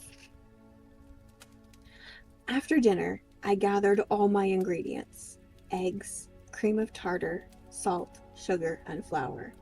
And while I was supposed to be washing the supper dishes, I hid them in the back of the refrigerator. I found the mixing bowl and the electric beater and the measuring cup and spoons and the round tube pan with the hole in the middle. I pushed them into the space under the sink. Also, Mom's best cake plate with the pansies painted on it. But I didn't have a golden thimble. I'd never even seen a golden thimble.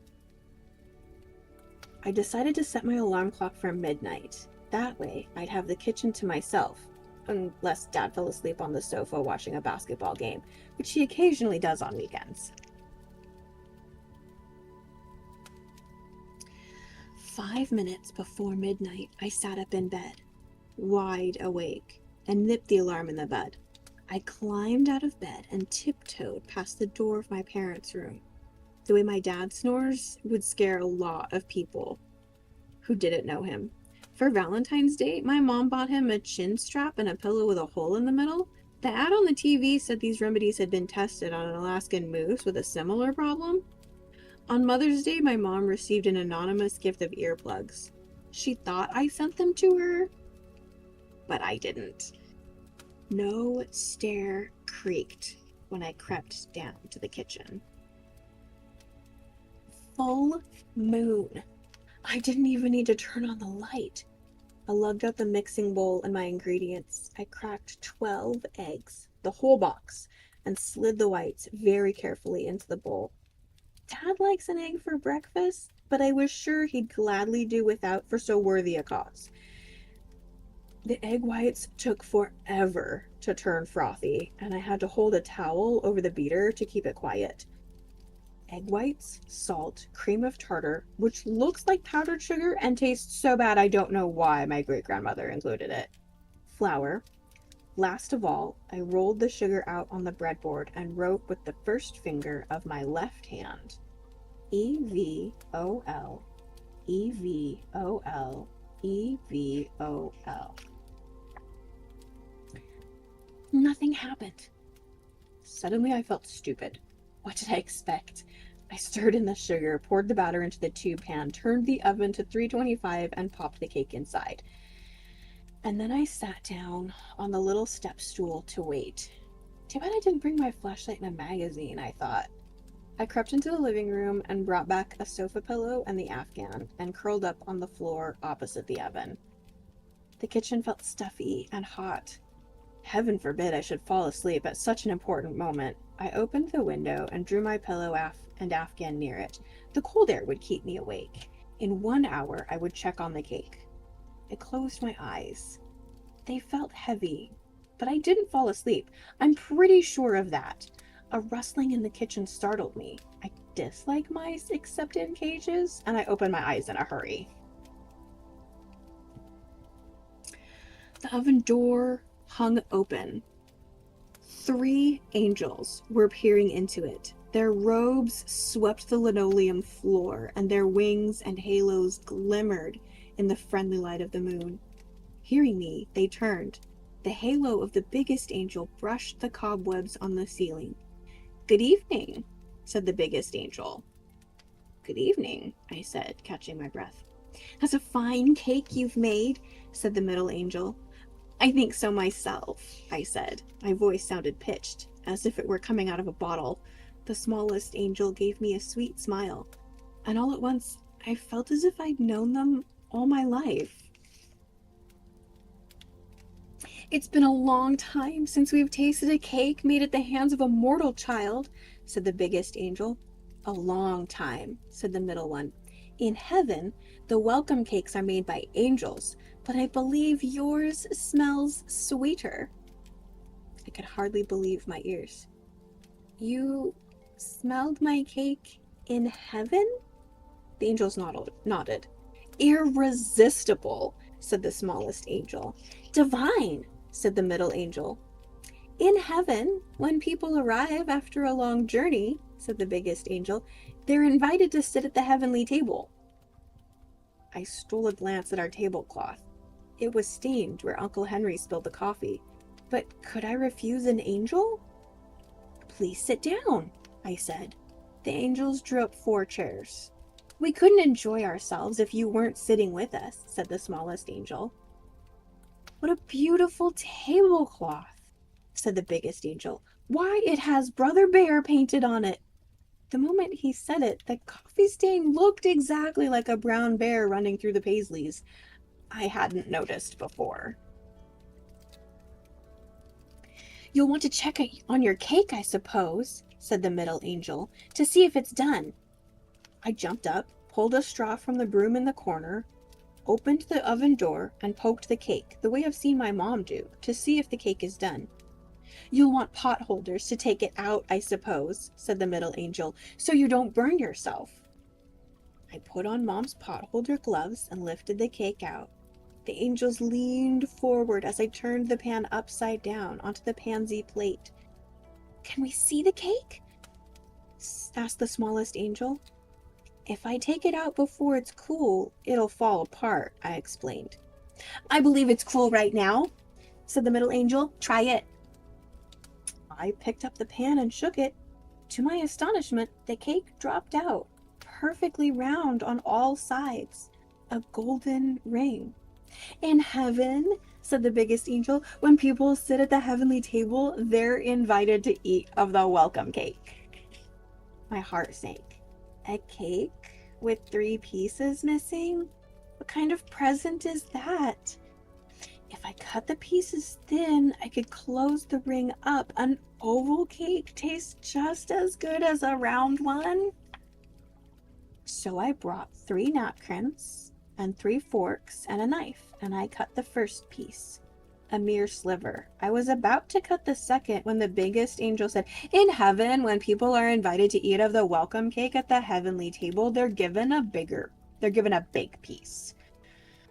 I blushed and edged my knife a little more. Sometimes, said the middle angel, we even let them cut their own. Was I going to say, if I let you cut your own, there'll hardly be anything left for Mom and Dad and me? Then I thought, can I be stingy with angels? I'll have time to make another cake before morning. Oh, they would see how generous I could be. I cut the entire cake into 3 pieces and eased the pieces onto the napkins and handed them around. The angels fanned their wings with pleasure. Each angel broke a piece in 2 and handed it to me. We couldn't enjoy the cake if you weren't enjoying it too, said the smallest angel. As the angels were nibbling the crumbs, I thought of something so terrible, I choked on my last bite. What's the matter? Asked the middle angel. I just remembered I used up all the eggs. I can't bake my mother another cake. Your mother? Exclaimed the biggest angel. You made this cake for your mother? Tomorrow is her birthday. All she wanted for her birthday was a high-rise, glorious, skittle-scat, roarious, sky-pie angel food cake. In spite of myself, I burst into tears. She's such a nice mother, I roared, and it was such a beautiful cake. The 3 angels looked at each other. Close your eyes, said the biggest angel. Whatever you hear, whatever you smell, don't open your eyes. And don't speak. I closed my eyes. Around me, their robes swished across the floor and their wings beat the air. My great-grandmother's saying rang in my ears. Grief in the evening is joy in the morning. Suddenly, a tremendous clatter of pots and pans nearly knocked me out of my chair. That does it. I thought Mom and Dad will be down in 2 minutes. But they did not come down. Such a long silence followed that I felt sure the angels must have left. As I was about to open my eyes, I heard whispering. Everything is different down here. We'll have to go for help. Heaven forbid I should open my eyes at such a crucial moment. So I sat still. I sat so still that both my legs went numb. A breeze from the open window chilled me. And now an emptiness settled over the kitchen, the silence left by angels that had vanished. I opened my eyes. Did I doze off? The kitchen was cleaned up, everything put away. Deep disappointment settled over me like a black cloud. There was no cake on the table. Even the plate was gone. Mom's best plate with the pansies, I thought. You can't trust anyone these days. It was too early to stay up. I marched back to bed, but I didn't fall asleep. No, I lay awake for hours and then listened to the sounds of Mom and Dad rising. Voices, laughter, Dad's loose change tinkling off the bureau to the floor. Grief knotted itself at the bottom of my stomach when Mom poked her head in my room and said, "Let's all have breakfast together. I'm going to open my presents." Mom and I sat at the dining room table in a state of glory. Dad was in the kitchen scraping the toast, which he had burnt, but so what? At her plate, he'd left a large box from Jacobson's wrapped in gold paper. "Come join us," my mom called to him. He pulled up his chair, and his eyes danced as she ran her fingernail along the scotch tape and pulled the paper off in one piece and folded it. She lifted the top off the box. Under a thin layer of tissue lay a white terry cloth robe, thick and soft as a cloud. "Oh, I've always wanted a terry cloth robe." She hugged Dad. She hugged the robe. She tried it on. A perfect fit. I knew she wouldn't exchange this present. Of all the clothes she owned, this robe would be her favorite. She'd wear it to pieces. Dad was grinning from ear to ear. Finally, he'd given her something she really wanted. Now it was my turn. I knew they were waiting. My present, I have to make it over again, I explained. It will be a little late. I felt just awful. Giving someone a birthday cake the day after her birthday is like putting up a Christmas tree the day after Christmas. "Better late than never," said my father. "I love late presents," said Mom. "They make the fun last longer." Mom had a knack for making the best of a bad deal. She noticed that Dad had forgotten to pour the orange juice, so she put on her new robe and padded barefoot into the kitchen, humming. "Did you make toast in the oven?" she called to Dad. "No," he answered. "That's strange. The oven is on." I ran into the kitchen. Dad followed. I laid my hand on the oven. It was cold. I'm very careful about turning off electrical things. But a golden light was streaming around the door as if something inside wanted our attention. Mom opened the door and gave a cry of astonishment.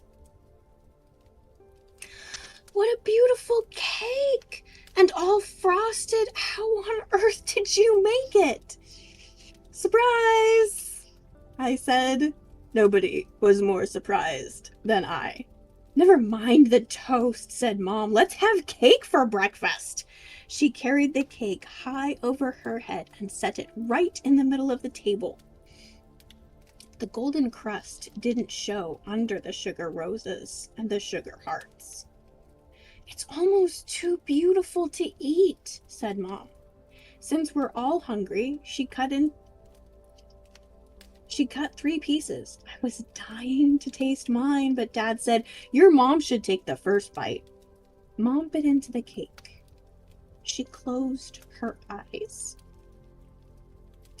And in a voice that seemed to come from far from this time and place, she whispered, "High rise, glorious, skittle scat, roarious sky pie angel food cake. This is the real thing, just the way my grandmother made it." Dad bit into his piece. "Heavenly," he said. Now he was the one looking surprised. Suddenly, Mom stopped eating.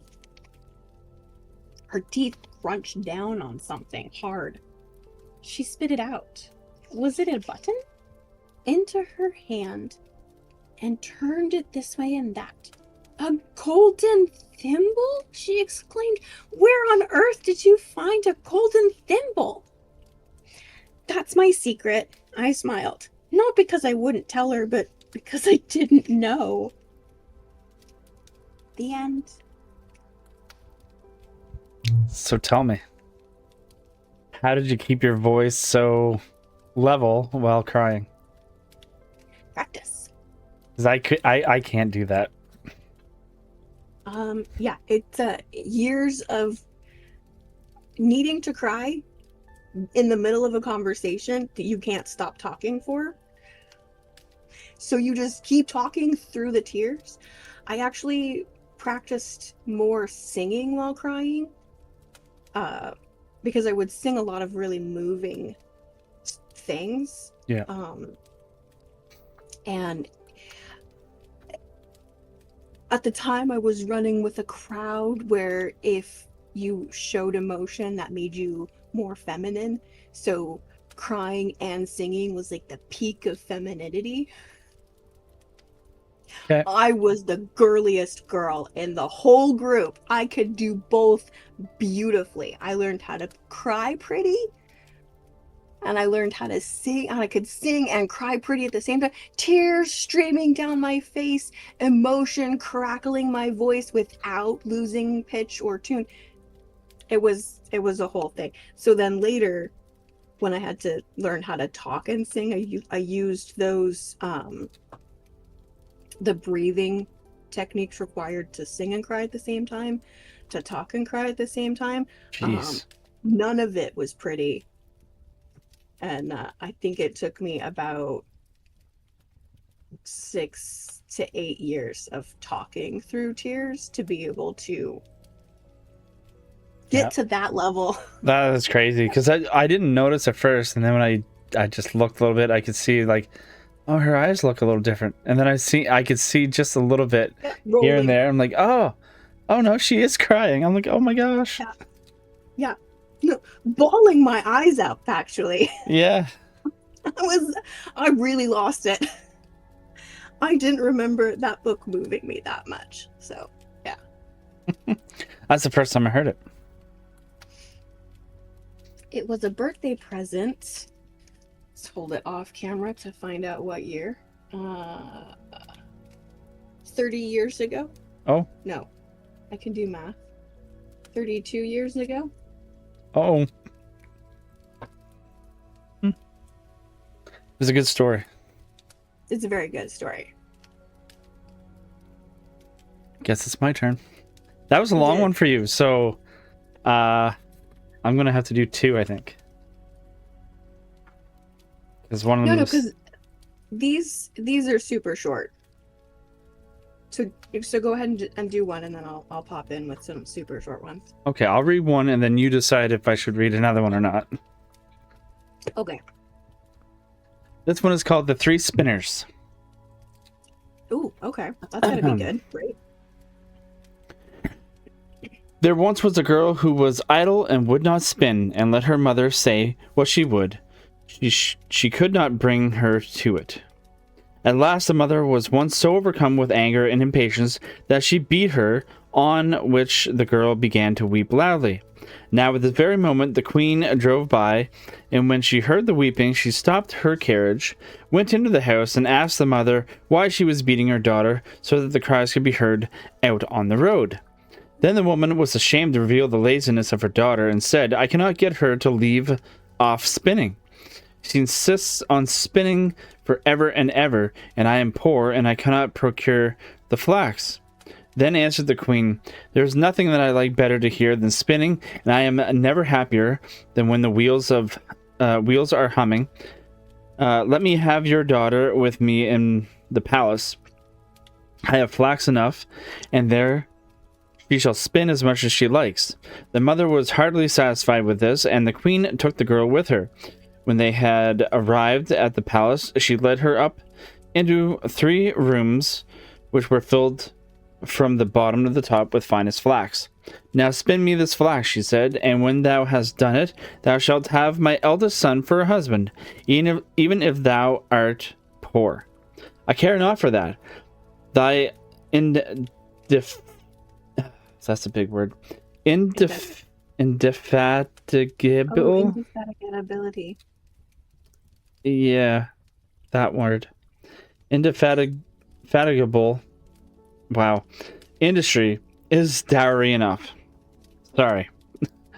The girl was secretly terrified, for she could not have spun the flax. No, not if she had lived till she was 300 years old, if she sat at it every day from morning till night.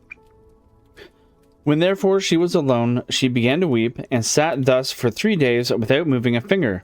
On the 3rd day came the queen, and when she saw that nothing has been spun yet, she was surprised. But the girl excused herself by saying that she had not been able to begin because of her great distress of leaving her mother's house.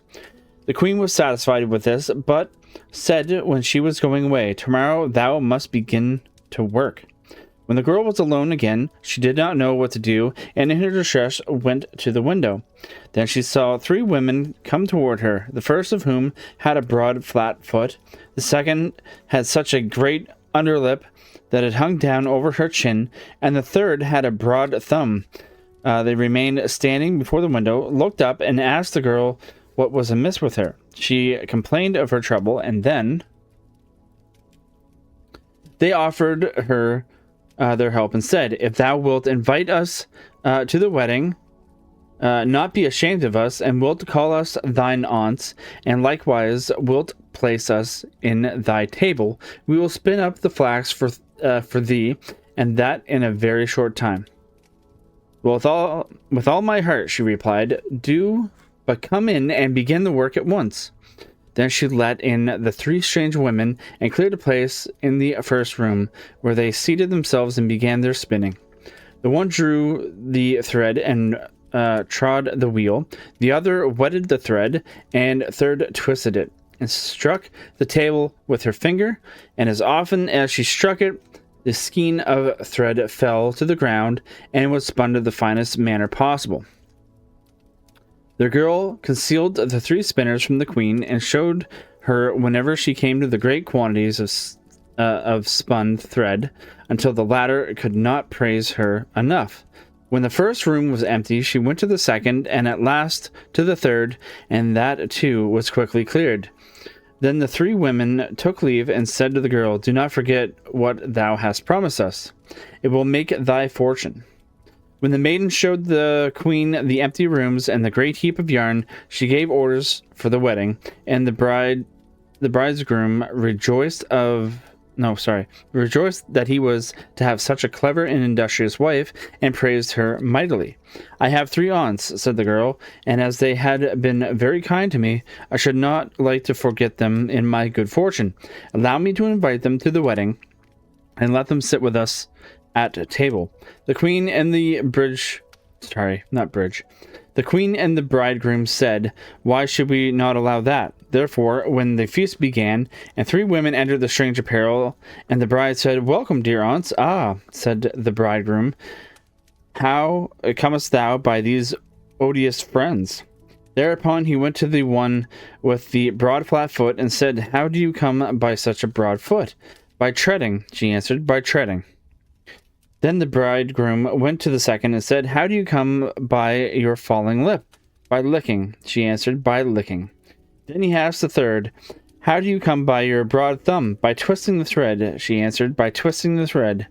On this the king's son was alarmed, and said, "Neither now nor ever shall my beautiful bride touch a spinning wheel." And thus she got rid of the hateful flax spinning.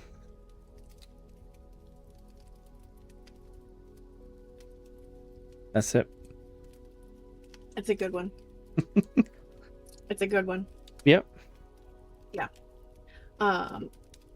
I immediately thought of the book that I most recently read, The Fabric of Civilization, when the three women showed up at the window with each with their different exaggerated appendage.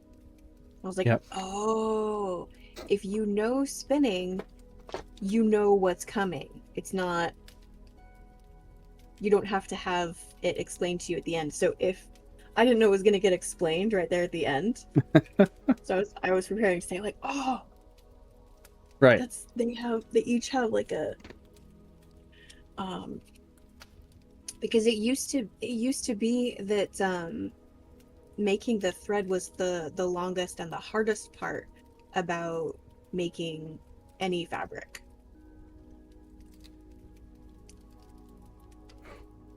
I could see that. Oh. That was kind of funny. Like she did what she was asked. She did, yeah. I was like, it's nice that it was very straightforward. Yep. It was surprisingly straightforward. Right. I was expecting like a twist or two. I mean, that's usually what these stories were so far, what I've read. And then this one was like, nope, straightforward.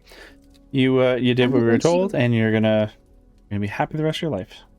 And when there was subterfuge regarding spinning, I was like, oh, it's Rumpelstiltskin. That's what I thought. And then it wasn't Rumpelstiltskin. So like, swerve, it's not Rumpelstiltskin. So we got princes and princesses. Ooh. And Rumpelstiltskin is in this though. There are 1, 2, 3, 4, 5, 6 stories in this book. This.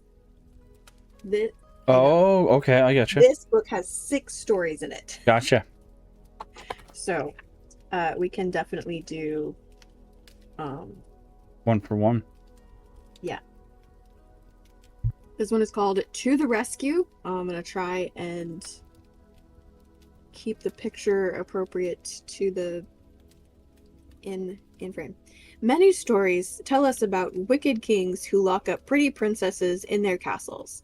Sometimes they were rescued by brave princes. A prince has to think up clever tricks to get into the castle. One prince dressed up as a farmer to get past the guard. Another prince pretended to be a minstrel. He sang lullabies to the king. When the king fell asleep, the prince ran away with the princess. Some princesses were not very pretty. This fat one was greedy and ate too much food. When a prince wanted to marry a princess, he often had to prove that he was the bravest. Some princes were not very tall and handsome. They had to be very rich to marry a princess. This short princess standing on a stack of money. Not all princesses were kind. Some were nasty to children and hated animals. The king would only let him marry the princess if he defeated all the other princes. Oh, that was it. That was the whole story. Oh, that was short. All right. I can meet you short for short. I'm good. Well, normally the ones I out of this book are quite long, but tonight, not so bad. I think this one's only about 5 pages as well. Yeah, this is one of the longer ones. Probably for tonight, because this is Hansel and Gretel. Gretel, not Gretel. Unless it is pronounced Gretel. We'll find out. Gretel. I always thought it was something else. I'm gonna find out right now. How to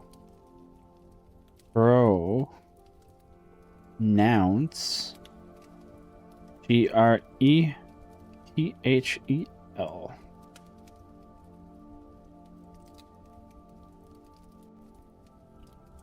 It is Gretel. It's pronounced Gretel, like I, yeah. That's okay. How you spell it, huh? Well, it's spelled Gretel,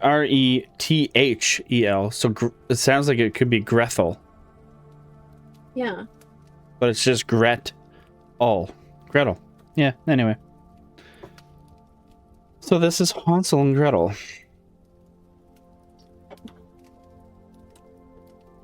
Hard by a great forest dwelt a poor woodcutter with his wife and his 2 children. The boy was called Hansel and the girl Gretel. He had little to bite and to break, and once when great scarcity fell on the land, he could no longer procure daily bread. Now when he thought over this by night in his bed and tossed about in his anxiety, he groaned and said to his wife, "What is to become of us? How are we to feed our poor children when we no longer have anything even for ourselves?" "I'll tell you what, husband," answered the woman. "Early tomorrow morning we will take the children out into the forest to where it is the thickest, where it will light a fire for them and give each of them 1 piece of bread more, and then we will go to our work and leave them alone. They will not find the way home again, and we shall be rid of them." "No, wife," said the man, I will not do that. How can I bear to leave my children alone in the forest? The wild animals would soon come and tear them to pieces." "Oh, thou fool," said she, "then we must all 4 die of hunger. Thou mayest as well plane the planks for our coffins." And she left him no peace until he consented. "But I feel very sorry for the poor children, all the same," said the man. The 2 children had also not been able to sleep for hunger, and had heard what their stepmother had said to the father. Oh, they just throw that in there, eh? They don't like say it's a stepmother right away. Mm-hmm. And then all of a sudden, oh, it's a stepmother, and it's always an evil stepmother. Well, she was a regular mother until she was ready to leave them in the woods, and then clearly she's a stepmother. Just like that. Yeah. All right. Gretel wept bitter tears and said to Hansel, "Now all is over with us." "Be quiet, Gretel," said Hansel.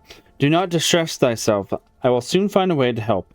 And when the old folks had fallen asleep, he got up, put on his little coat, opened the door below, and crept outside. The moon shone brightly, and the white pebbles which lay in front of the house glittered like real silver pennies.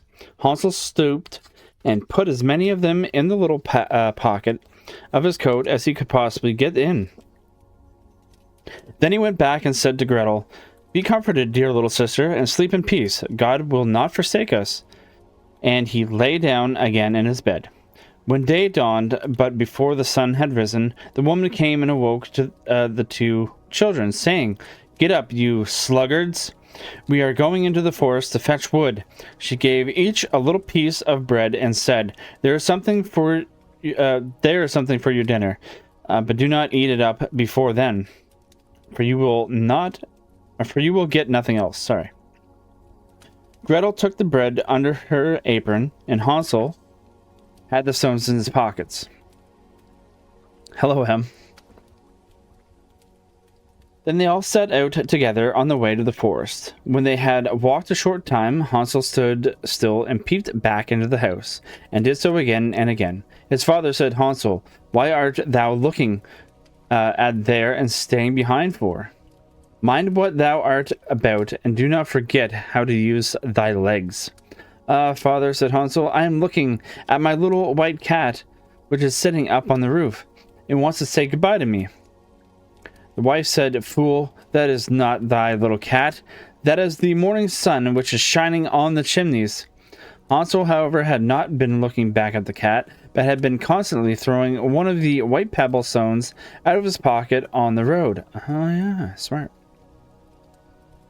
When they had reached the middle of the forest, the father said, "Now, children, pile up some wood, and I will light a fire that you will not be cold." Hansel and Gretel gathered brushwood together as high as the little hill. The brushwood was lighted, and when the flames were burning very high, the woman said, "Now, children, lay yourselves down by the fire and rest.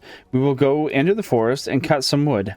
When we have done, we will come back and fetch you away." Hansel and Gretel sat by the fire, and when noon came, each ate a little piece of bread. And as they heard the strokes of the wood axe, they believed that their father was near. It was, however, not an axe. It was a branch which he had fastened to a withered tree which the wind was blowing backwards and forwards.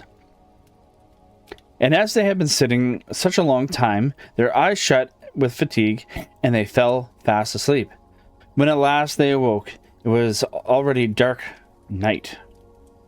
Gretel began to cry and said, "How are we to get out of the forest now?" But Hansel comforted her and said, "Just wait a little until the moon has risen, and when we will soon find the way. And then we will soon find the way." And when the full moon had risen, Hansel took his little sister by the hand and followed the pebbles, which shone like newly coined silver pieces, and showed them the way. They walked the whole night long, and by break of day they came once more to their father's house. They knocked at the door, and when the woman opened it and saw that it was Hansel and Gretel, she said, "You naughty children, why have you slept so long in the forest? We thought you were never coming back at all." The father, however, rejoiced, for it had cut him to the heart to leave them behind alone. Not knowing afterwards, there was once more great scarcity in all parts, and the children heard their mother saying at night to their father, "Everything is eaten again. We have 1/2 a loaf left, and after that there is an end. The children must go. We will take them farther into the woods, so that they will not find their way out again. There is no other means of saving ourselves." The man's heart was heavy, and he thought, "It would be better for thee to share the last mouthful with thy children." The woman, however, would listen to nothing that he had to say, but scolded and reproached him. He who says A must say B likewise, and as he had yielded the first time, he had to do so a second time also. The children were, however, still awake and had heard the conversation. When the old folks were asleep, Hansel again got up and wanted to go out and pick up pebbles, but the woman had locked the door, and Hansel could not get out. Nevertheless, he comforted his little sister and said, "Do not cry, Gretel. Go to sleep quietly. The good God will help us." Early in the morning came the woman and took the children out of their beds. Their bit of bread was given to them, but it was still smaller than the time before. On the way into the forest, Hansel crumbled his in his pocket, and often stood still and threw a morsel on the ground. "Hansel, why dost thou stop and look around?" Said the father. "Go on. I am looking back at my little pigeon, which is sitting on the roof and wants to say goodbye to me," answered Hansel. "Simpleton," said the woman, "that is not thy little pigeon. That is the morning sun that is shining on the chimney." Hansel, however, little by little threw all the crumbs on the path. The woman led the children still deeper into the forest, where they had never in their lives been before. Then a great fire was again made, and the mother said, "Just sit there, you children, and when you are tired, you may sleep a little. We are going into the forest to cut wood, and in the evening, when we are done, we will come and fetch you away." When it was noon, Gretel shared her piece of bread with Hansel, who had scattered his by the way. Then they fell asleep, and evening came and went, but no one came to the poor children. They did not awake until it was dark night, and Hansel comforted his little sister and said, "Just wait, Gretel, until the moon rises, and then we shall see the crumbs of bread which I have strewn about. They will show us our way home again." When the moon came, they set out, but they found no crumbs, for the many thousands of birds which fly about in the woods and fields had picked them all up. Hansel said to Gretel, "We shall soon find the way," but they did not find it. They walked the whole night and all the next day, too, from morning until evening, but they did not get out of the forest and were very hungry. And they had nothing to eat but 2 or 3 berries which grew on the ground, and as they were so weary that their legs would carry them no longer, they lay down beneath the tree and fell asleep.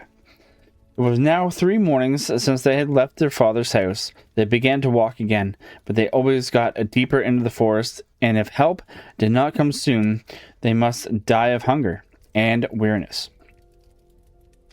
When it was midday, they saw a beautiful snow-white bird sitting on a bough, which sang so delightfully that they stood still and listened to it. And when it had finished its song, it spread its wings and flew away before them, and they followed it until they reached a little house on the roof of which it alighted. And when they came quite up to the little house, they saw it that it was built of bread and covered with cakes, but that the windows were of clear sugar. We will set to work on that, said Hansel, and have a good meal. I will eat a bit of the roof, and thou, Gretel, canst eat some of the window. It will taste sweet. Hansel reached up above and broke off a little of the roof to try how it tasted, and Gretel leant against the window and nibbled at the panes. Then a soft voice cried from the room, "Nibble, nibble, gnaw, who is nibbling at my little house?" The children answered, the wind, the heaven-born wind," and went on eating without disturbing themselves. Hansel, who thought the roof tasted very nice, tore down a great piece of it, and Gretel pushed out the whole of one round window pane, sat down, and enjoyed herself with it. Suddenly the door opened, and a very, very old woman, who supported herself on crutches, came creeping out.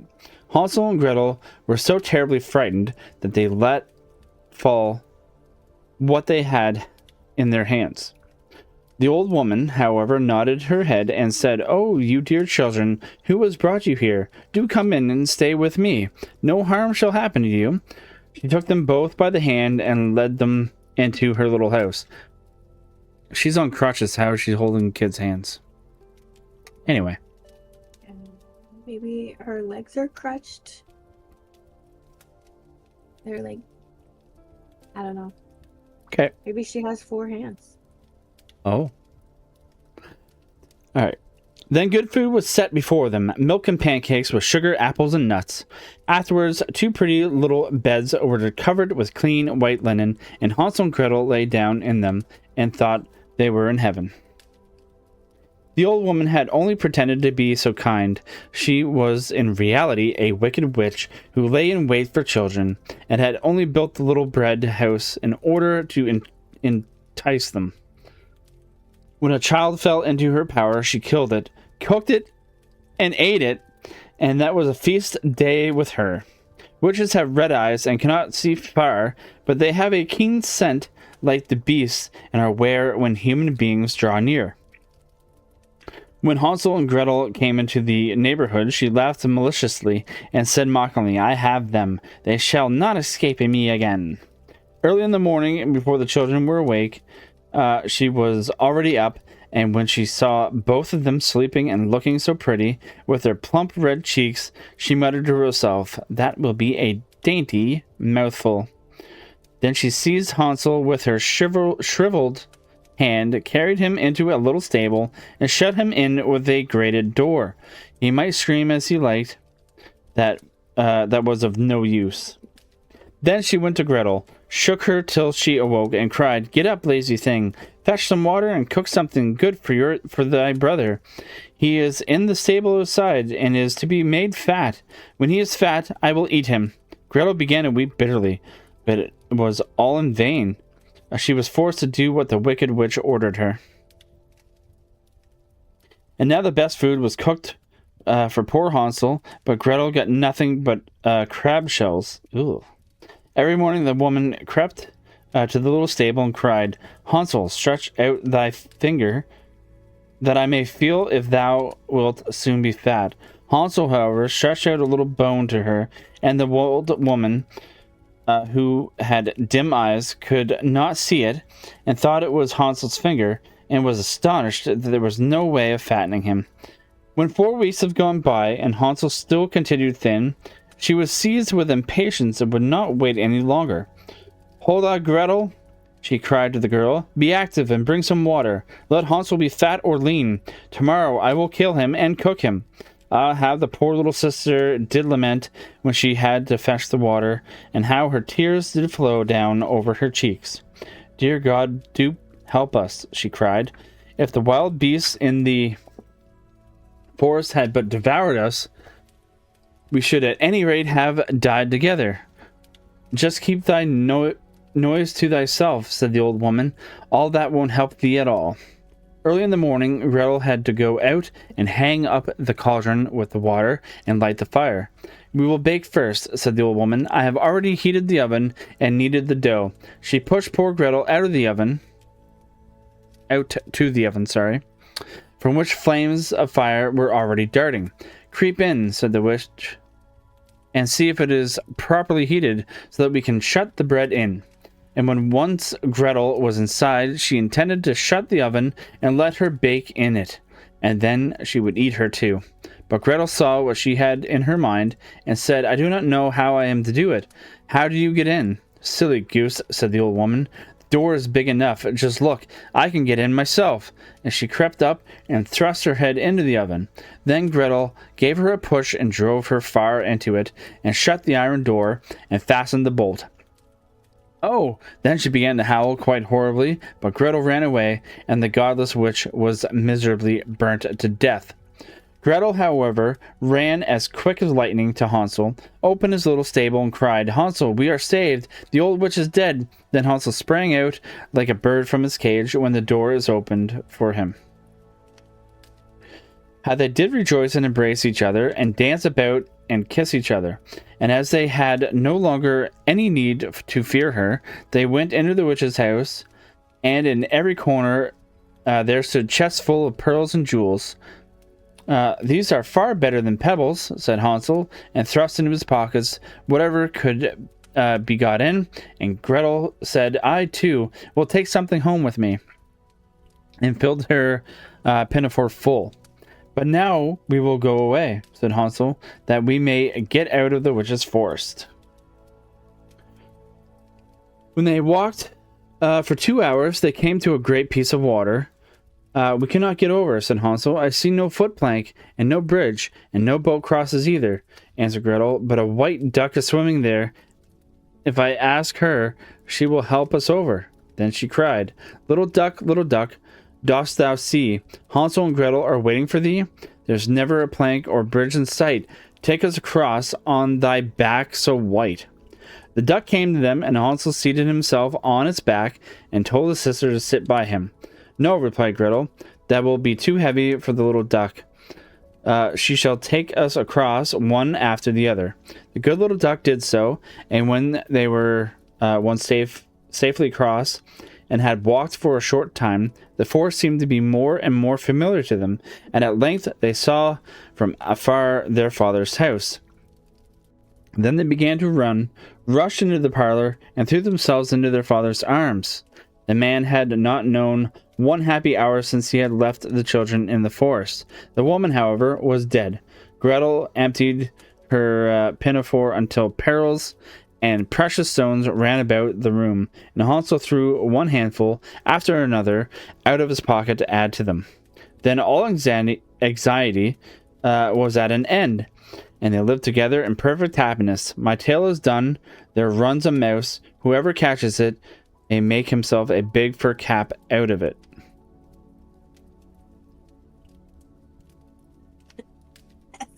It's an interesting way for the story to end. That was so out of pocket.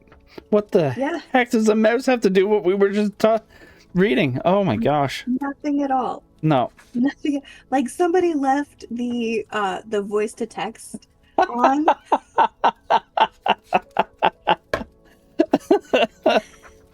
Oh gosh. Done Crazy. telling the story. Hey. Wow. By the way, if you catch the mouse, you can make a big hat. Well, great, cool. biggest hat. Oh my goodness, what? That story is pretty much exactly how I remembered. It's less grim than I remembered, and I think because the copy that I got is called Grimm's Grimmest. Oh. There's another version of it that's darker. Okay. Didn't know that. Yeah. Yeah, that's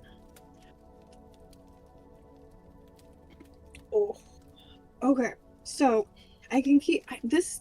I forgot that this was a graphic novel. Oh. With all these pictures. Right. Trying to remember which was the one in here that I liked.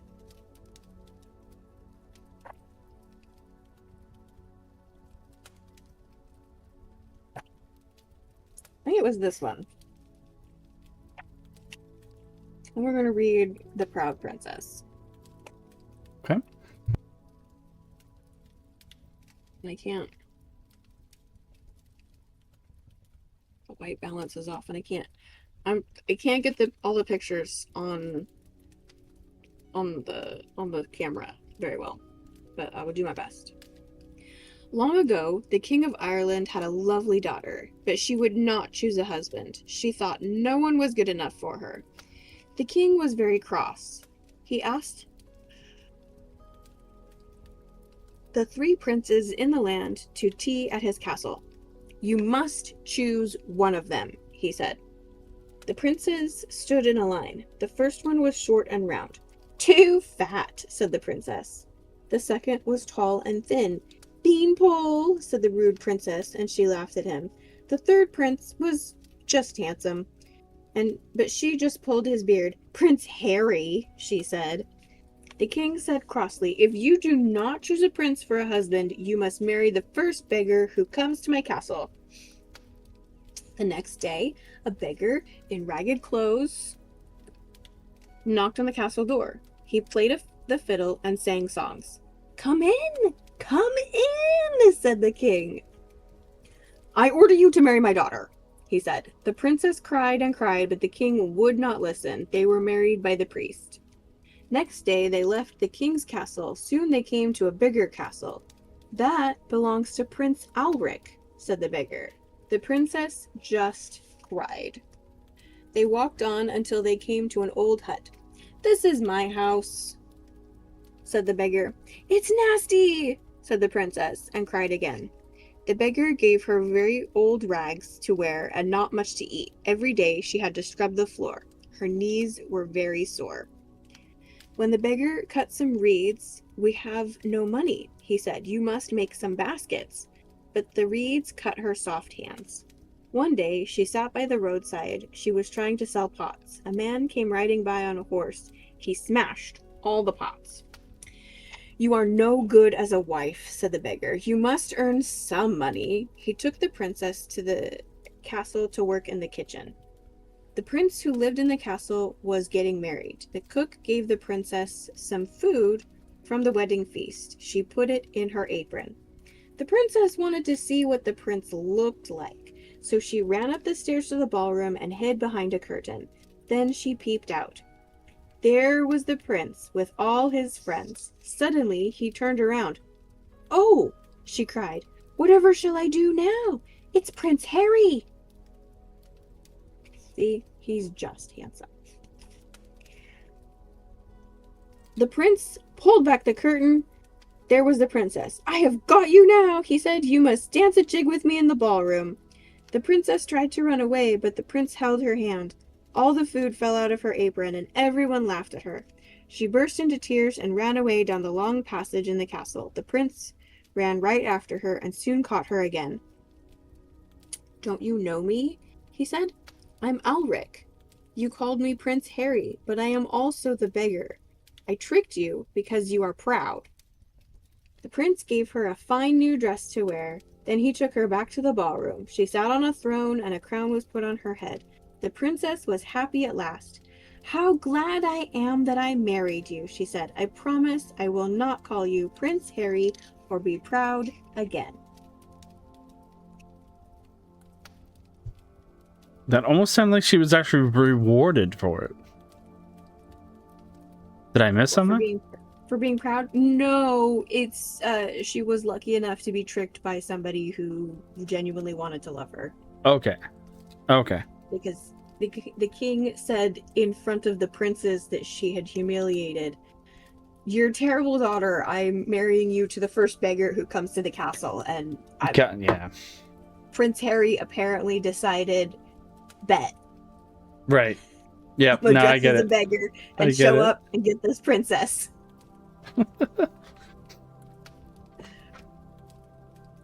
I think honestly, it's a shorter rendition of Taming of the Shrew. Uh-huh. But I actually haven't read or seen that play. Either, which is surprising. I've only heard summaries. 2 summaries. I have watched 2 summaries of it.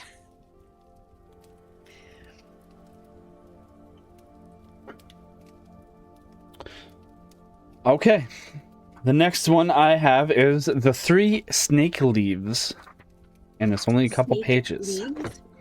Snake Leaves, yep. Interesting. Yep. I don't know what it means yet, but we're probably about to find out. Yeah. There was once on a time a poor man who could no longer support his only son. Then said the son, "Dear father, things go so badly with us that I am a burden to you. I would rather go away and see how I can earn my bread." So the father gave him his blessing, and with great sorrow took leave of him. At this time the king of a mighty empire was at war, and the youth took service with him, and with him went out to fight. And when he came before the enemy, there was a battle and a great danger, and it rained shot until his comrades fell on all sides. And when the leader also was killed, those left were about to take flight. But the youth stepped forth, spoke boldly to them, and cried, "We will not let our fatherland be ruined." Then the others followed him, and he pressed on and conquered the enemy.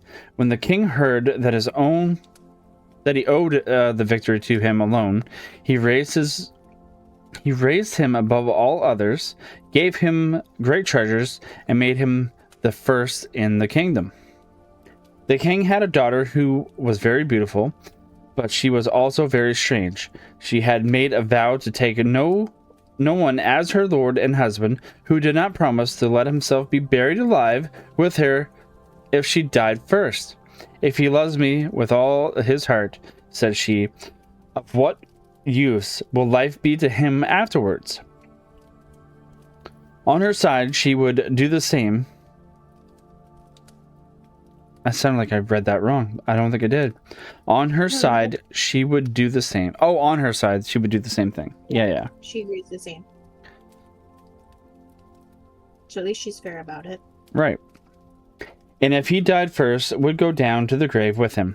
This strange oath had up to this time frightened away all wooers, but the youth became so charmed with her beauty that he cared for nothing, but asked her father for her. "But dost thou know what thou must promise?" said the king. "I must be buried with her," he replied, "if I outlive her, but my love is so great that I do not mind the danger." Then the king consented, and the wedding was solemnized with greater splendor. They lived now for a while happy and contented with each other, and then it befell that the young queen was attacked by a severe illness, and no physician could save her. And as she lay there dead, the young king remembered what he had been obliged to promise, and was horrified to having to lie down alive in the grave, but there was no escape. The king had placed sentries at all the gates, and it was not possible to avoid this fate. When the day came when the corpse was to be buried, he was taken down into the royal vault with it, and then the door was shut and bolted. Near the coffin stood a table on which were 4 candles, 4 loaves of bread, and 4 bottles of wine. And when the provision came to an end, he would have to die of hunger, and now he sat there full of pain and grief, ate every day only a little piece of bread, drank only a mouthful of wine, and nevertheless saw death daily drawing nearer. Whilst he thus gazed before him, he saw a snake creep out of the corner of the vault and approach the dead body. And as he thought it came to gnaw at it, he drew his sword and said, "As long as I live, thou shalt not touch her," and hewed the snake in 3 pieces.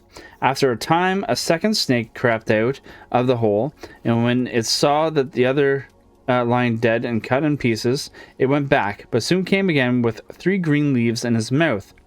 Then it took the 3 pieces of the snake, laid them together, and they ought to go, and placed one of the leaves on each wound. Immediately the severed parts joined themselves together, the snake moved and became alive again, and both of them hastened away together.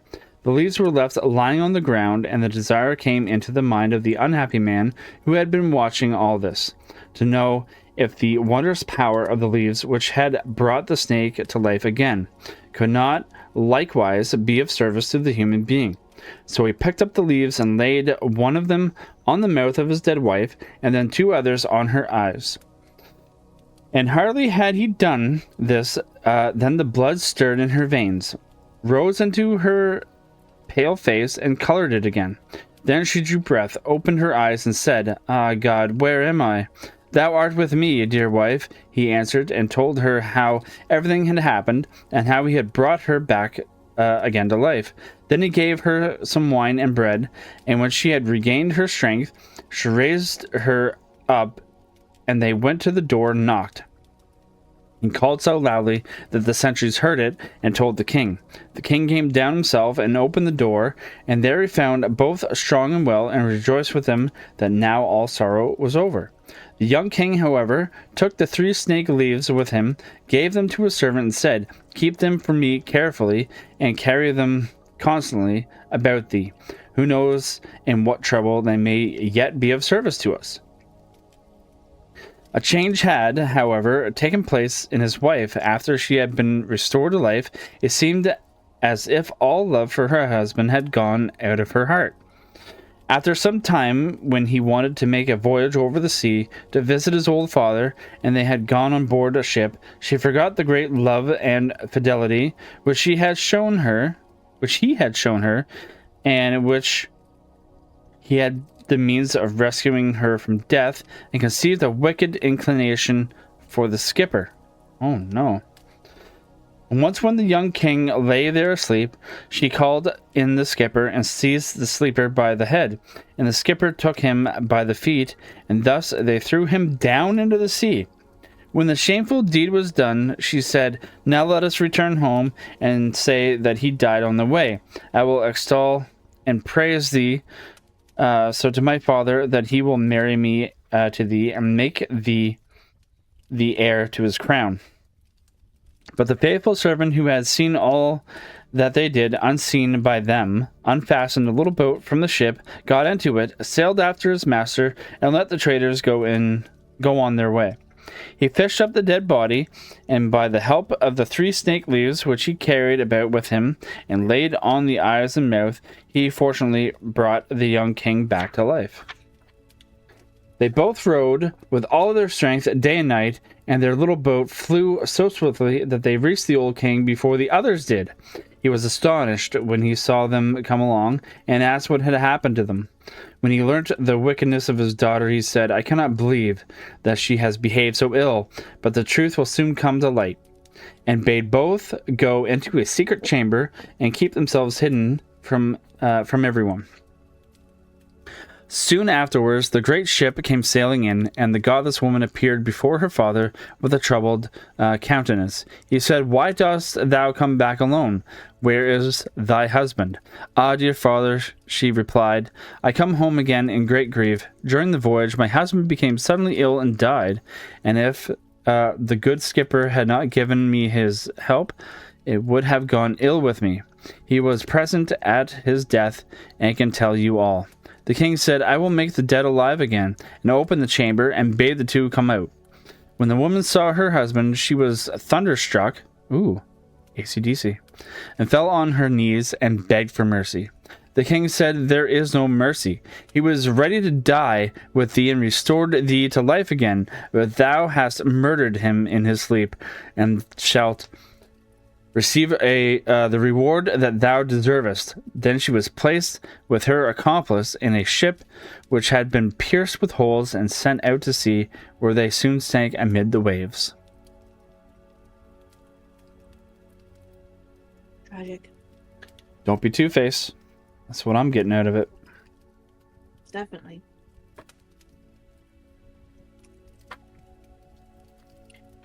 I'm feeling some Homer.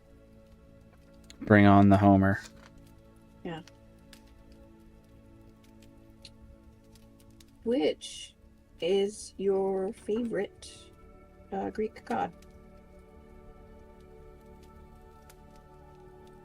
I don't know. I never really thought of that. There's a lot of them. There are a lot of them. Well, it doesn't have to be your favorite. One of your top 5. Does Kratos count? No. It's technically not really. Him, so we're gonna go with no. No, he's not really. To Kratos.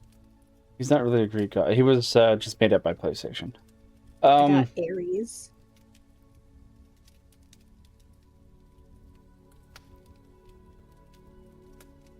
Greg, I don't know.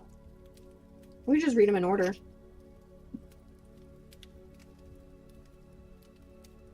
Name them off. Let me see if I can. Well, some of them have more than one him.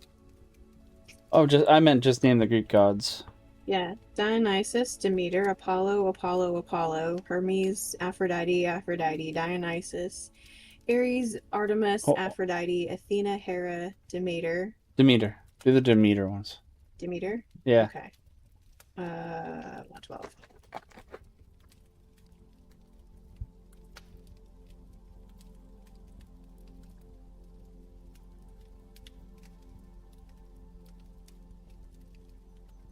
Oh no, it's short.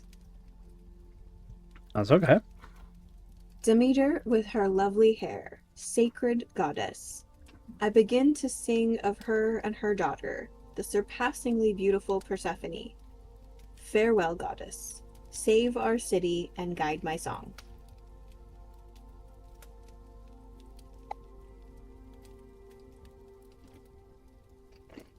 Well. Nice. I think I gotta do another one. That's too short. That's a little short. Barely 2 couplets. Yeah.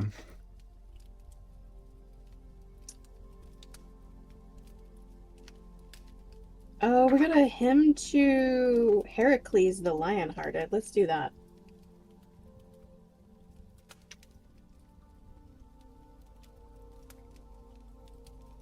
What page is it? 114. I have missed it. How did I miss it?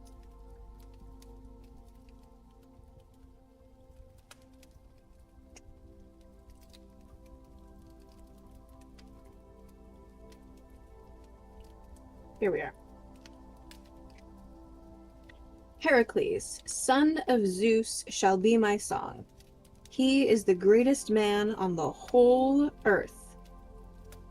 Alcmene gave birth to him in Thebes, city of the beautiful dances. The son of Kronos made love to her, shrouded in his dark clouds. Once he wandered over the unutterably vast earth and across the sea. Lord Eurystheus told him so. He did many reckless things himself, and he suffered just as many too. But now it is different. He lives in a beautiful home, in snowy Olympus, enjoying himself.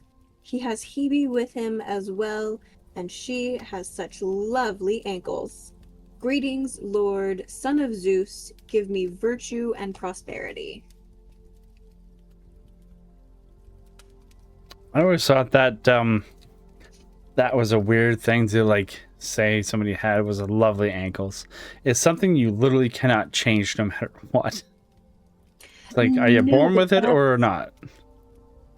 That's one of the reasons why the ankles became a touch point of beauty, because you couldn't hide whether you were thick-boned or thin-boned, whichever the fashion was at the time. Okay. You know, if you're thicker boned, you can starve yourself so that you look thin. If you're thin boned, you can overeat so that you swell up and you look voluptuous. Right. But the ankles really don't change. Tell. Yeah, the ankles will tell. You know, so it tells you. So if your ankles are in proportion, then that means that you're living in balance with yourself. and you're not following fads. Okay. Now I'm curious about my own ankles now. Right? So it's a sign of wisdom, and wisdom is beautiful. Okay. Interesting.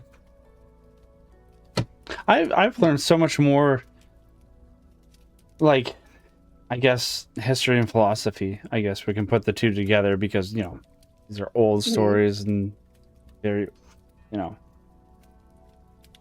I've learned more, I think, reading these with you than I have my entire life. Well, I'm such a world builder as a storyteller, so when I read the stories, I don't think of like, oh, that was a nice story, that was fun. I'm diving deep into them. Like, what is the mentality of the people who are telling this story? What did it mean to them when they were telling it? What are they trying to say to each other by telling it? Like, what virtues are they extolling? What vices are they warning against? Mm. You know. Yeah. Cool. I think I have to read one more. My wrist is so sore. I can't go back to crocheting right away. Oh yeah, no, go ahead. If you want to read another one. Yeah, Then I got one gotta that's 3 pages. Okay. You only want to do a few more, by the way, because it's almost 10 for me. Okay. That's yeah, like we can call it that'd be 3 hours. So yeah, like I'll do one and you'll do one and we'll call it. if that's what you think, yeah, we could do that. Okay. We got Asclepius, who raised people from the dead. The Dioscuri, who were I can't remember who the Dioscuri are. Hermes, Pan, Hephaestus, Apollo, Poseidon, Hestia, the Muses and Apollo, Dionysus, Artemis, Athena, Hestia, Gaia, Helios, Selene, and then the Dioscuri again. I really don't remember who the Dioscuri are. I should. 16.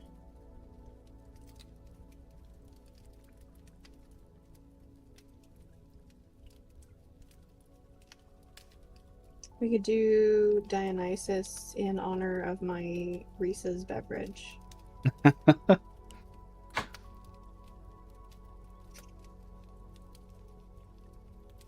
So this...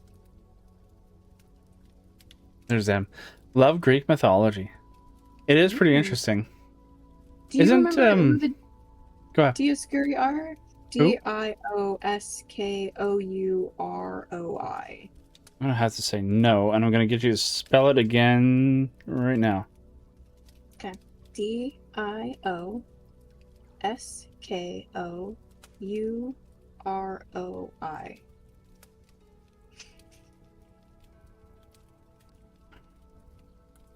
Dioscuri.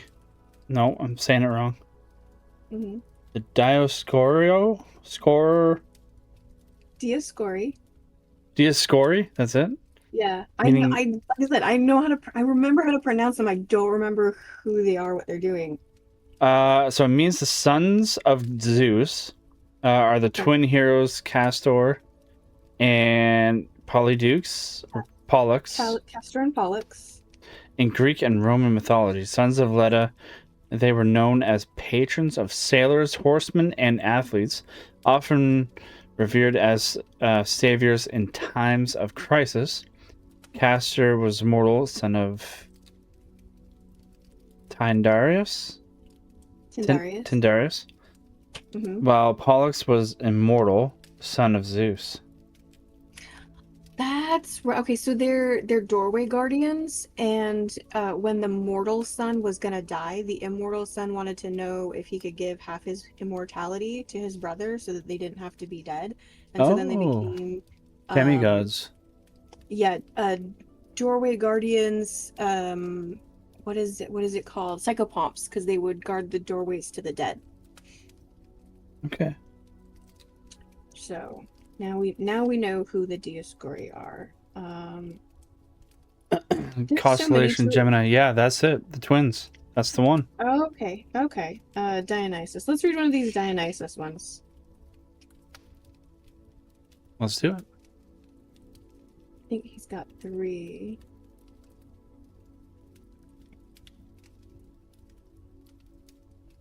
I just have to get to the beginning of the book, which is, 40 pages in. Yeah, sometimes there's like a ton of like credits and like, oh, let's put another cover. Well, you got this much, which is like how to read it, what are your, how we decided to translate it, why we're right. So this is the first hymn in the Homeric hymns, hymn 1 to Dionysus. Some say it was at Draconon, some say windy Icaros, some say Naxos, divine child, bull god. Others say it was beside the deep whirling waters of the river Alpheus that Semele gave birth to you, pregnant from Zeus who loves thunder. Others, Lord, say you were born at Thebes. I say they lie. The father of men and gods gave birth to you far from human beings, hiding you from white-armed Hera. There is a certain Nessia, a mountain peak flowering with forests, far off in Phoenicia, near the streams of Egypt. No one comes there with his ship, none of the human beings with the power of speech. For it has no harbor, no place to anchor for the swaying ships, but the sheer cliff circles it, very high, on every side, and it grows, many lovely, desirable things. And they will set up many statues in the temples, as these things are there, so every 3 years forever shall mortals sacrifice to you, perfect hecatombs at your festivals. The son of Kronos spoke and nodded with his dark brows, and the heavenly air of the Lord flowed down from the immortal head, and he made great Olympodes tremble. Wise Zeus had spoken and nodded his head. Be gracious, you, women maddening, bull god. We, the poets, beginning and ending, we sing of you. Anyone who forgets you cannot remember sacred song.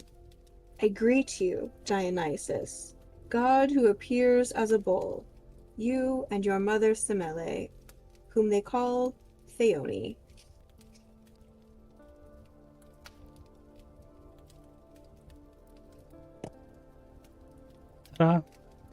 Can't sing it if you're drunk.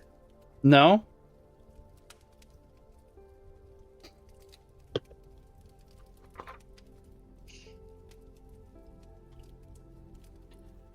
I'm gonna be honest, that was so short, I don't even remember what it's about. I don't think you're meant to know what it's about. Like, it was so many references. Oh, okay. That probably would make sense. Different myths. Like, if you didn't know the myths being referenced, it would be like listening in on a millennial conversation that is just out of context quotes from 16 different movies. You mean our Saturday night gaming sessions? Okay, gotcha. Yeah. You can't even call them boomers either. That's way before that. What would you call them? Hellenes, because that was what they called themselves. Hellenes. Hellenes, okay. Let's stick with that one. All right. My last story is called The White Snake. It's short, 3 pages, I think. Yeah. Friggin' M. Alright, The White Snake.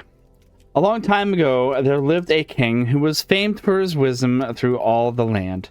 Nothing was hidden from him, and it seemed as if news of the most secret things was brought to him through the air. But he had a strange custom. Every day after dinner, when the table was cleared and no one else was present, a trusty servant had to bring him one more dish. It was covered, however, and even the servant did not know what was in it.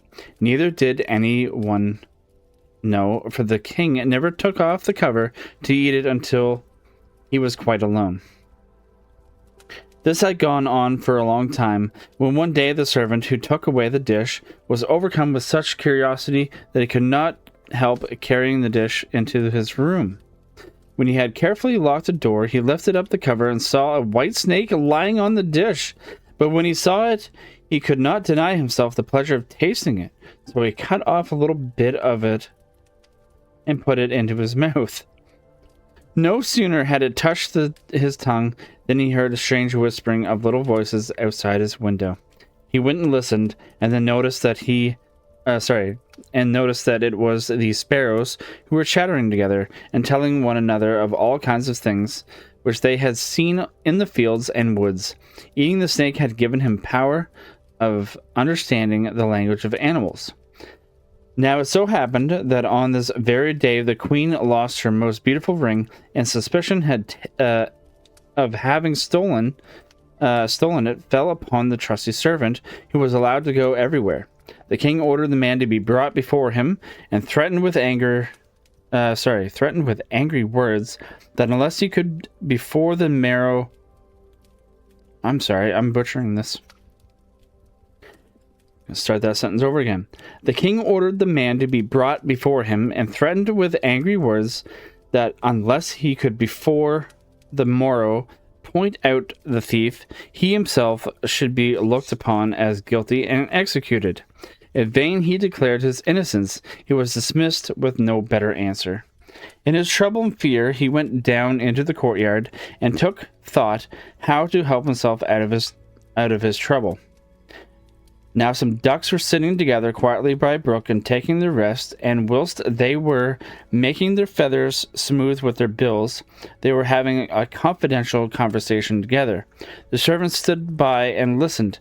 They were telling one another of all the places where they had been waddling about all the morning, and what good food they had found, and one said in a pitiful tone, "Something lies heavy on my stomach. As I was eating in haste, I swallowed a ring which lay under the queen's window." The servant at once seized her by the neck, carried her to the kitchen, and said to the cook, "Here is a fine duck, pray kill her." "Yes," said the cook, and weighed her in his hand. She has spared no trouble of fattening herself, and has been waiting to be roasted long enough. So he cut off the head, and as she was being dressed for the spit, the queen's ring was found inside her. The servant could now easily prove his innocence, and the king to make amends for the wrong, allowing him to ask a favor and promise him the best place in the court and he could wish for. The servant refused everything and only asked for a horse and some money for traveling. He had a mind to see the world and go about a little. When his request was granted, he set out on his way, and one day came to a pond where he saw 3 fishes caught in the reeds and gasping for water. Now, though it is said that fishes are dumb, he heard them lamenting, and they must perish so miserably. And as he had a kind heart, he got off his horse and put the 3 prisoners back into the water. They quivered with delight, put out their heads, and cried to him, "We will remember you and repay you for saving us."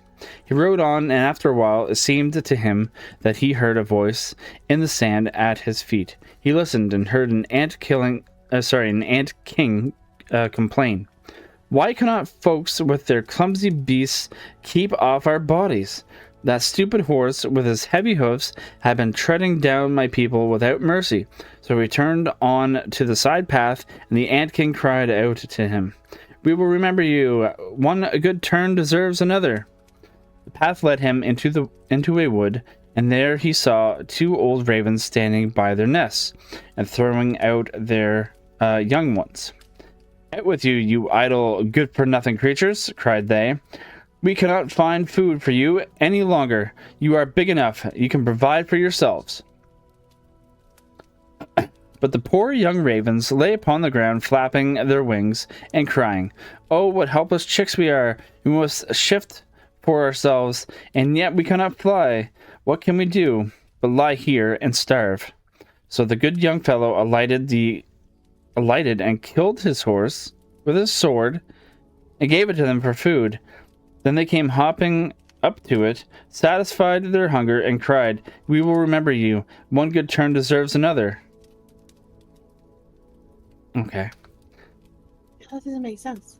I know. Didn't his horse have anything to say about that? I was wondering, like, ants and ducks and fish. I know. As the whole trip, I'm wondering, like, oh, he should be able to talk to his horse. No, guess not. And now he had to use his own legs, and when he had walked a long way, he came to a large city. There was a great noise and crowd in the streets, and a man rode up on horseback, crying aloud, "The king's daughter wants a husband, but whoever sues for her hand must perform a hard task, and if he does not succeed, he will forfeit his life." Many had already made an attempt, but in vain. Nevertheless, when the youth saw the king's daughter, he was so overcome by her great beauty that he forgot all danger, went before the king, and declared himself a suitor. So he was led out to the sea, and a gold ring was thrown into it in his sight. Then the king ordered him to fetch this ring up from the bottom of the sea, and added, "If you come up again without it, you will be thrown in again and again until you perish amid the waves." All the people grieved for the handsome youth. Then they went away, leaving him alone by the sea. If he's alone, how's he gonna get thrown back in for coming up without it? That's what I was wondering. But anyway.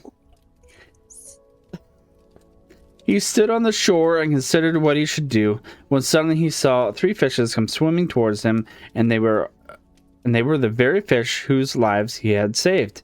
The one in the middle held a mussel in his mouth, which it laid on the shore at the youth's feet, and when he had taken it up and opened it, there lay the golden ring in the shell.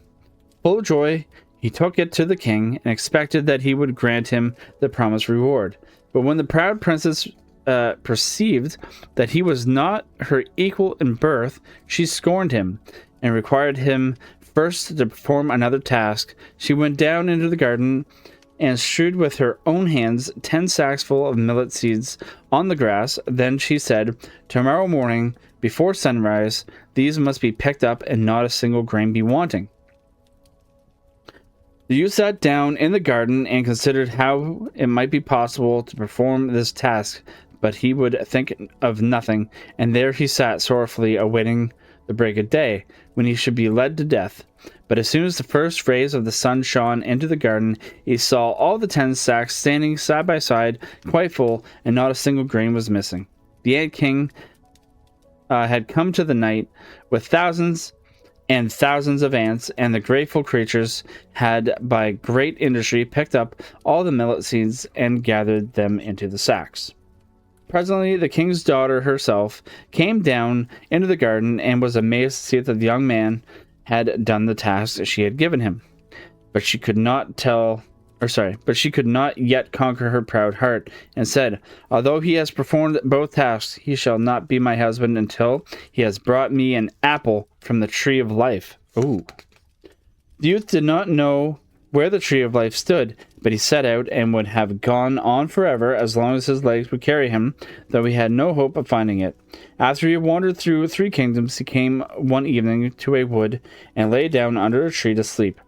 But he heard a rustling in the branches, and a golden apple fell into his hand. At the same time 3 ravens flew down to him, perched themselves upon his knee, and said, "We are the 3 young ravens whom you saved from starving. When we had grown big and heard that you were seeking the golden apple, we flew over the sea to the end of the world, where the tree of life stands, and have brought you the apple." The youth, full of joy, set out homewards, and took the golden apple to the king's beautiful daughter, who had now no more excuses left to make.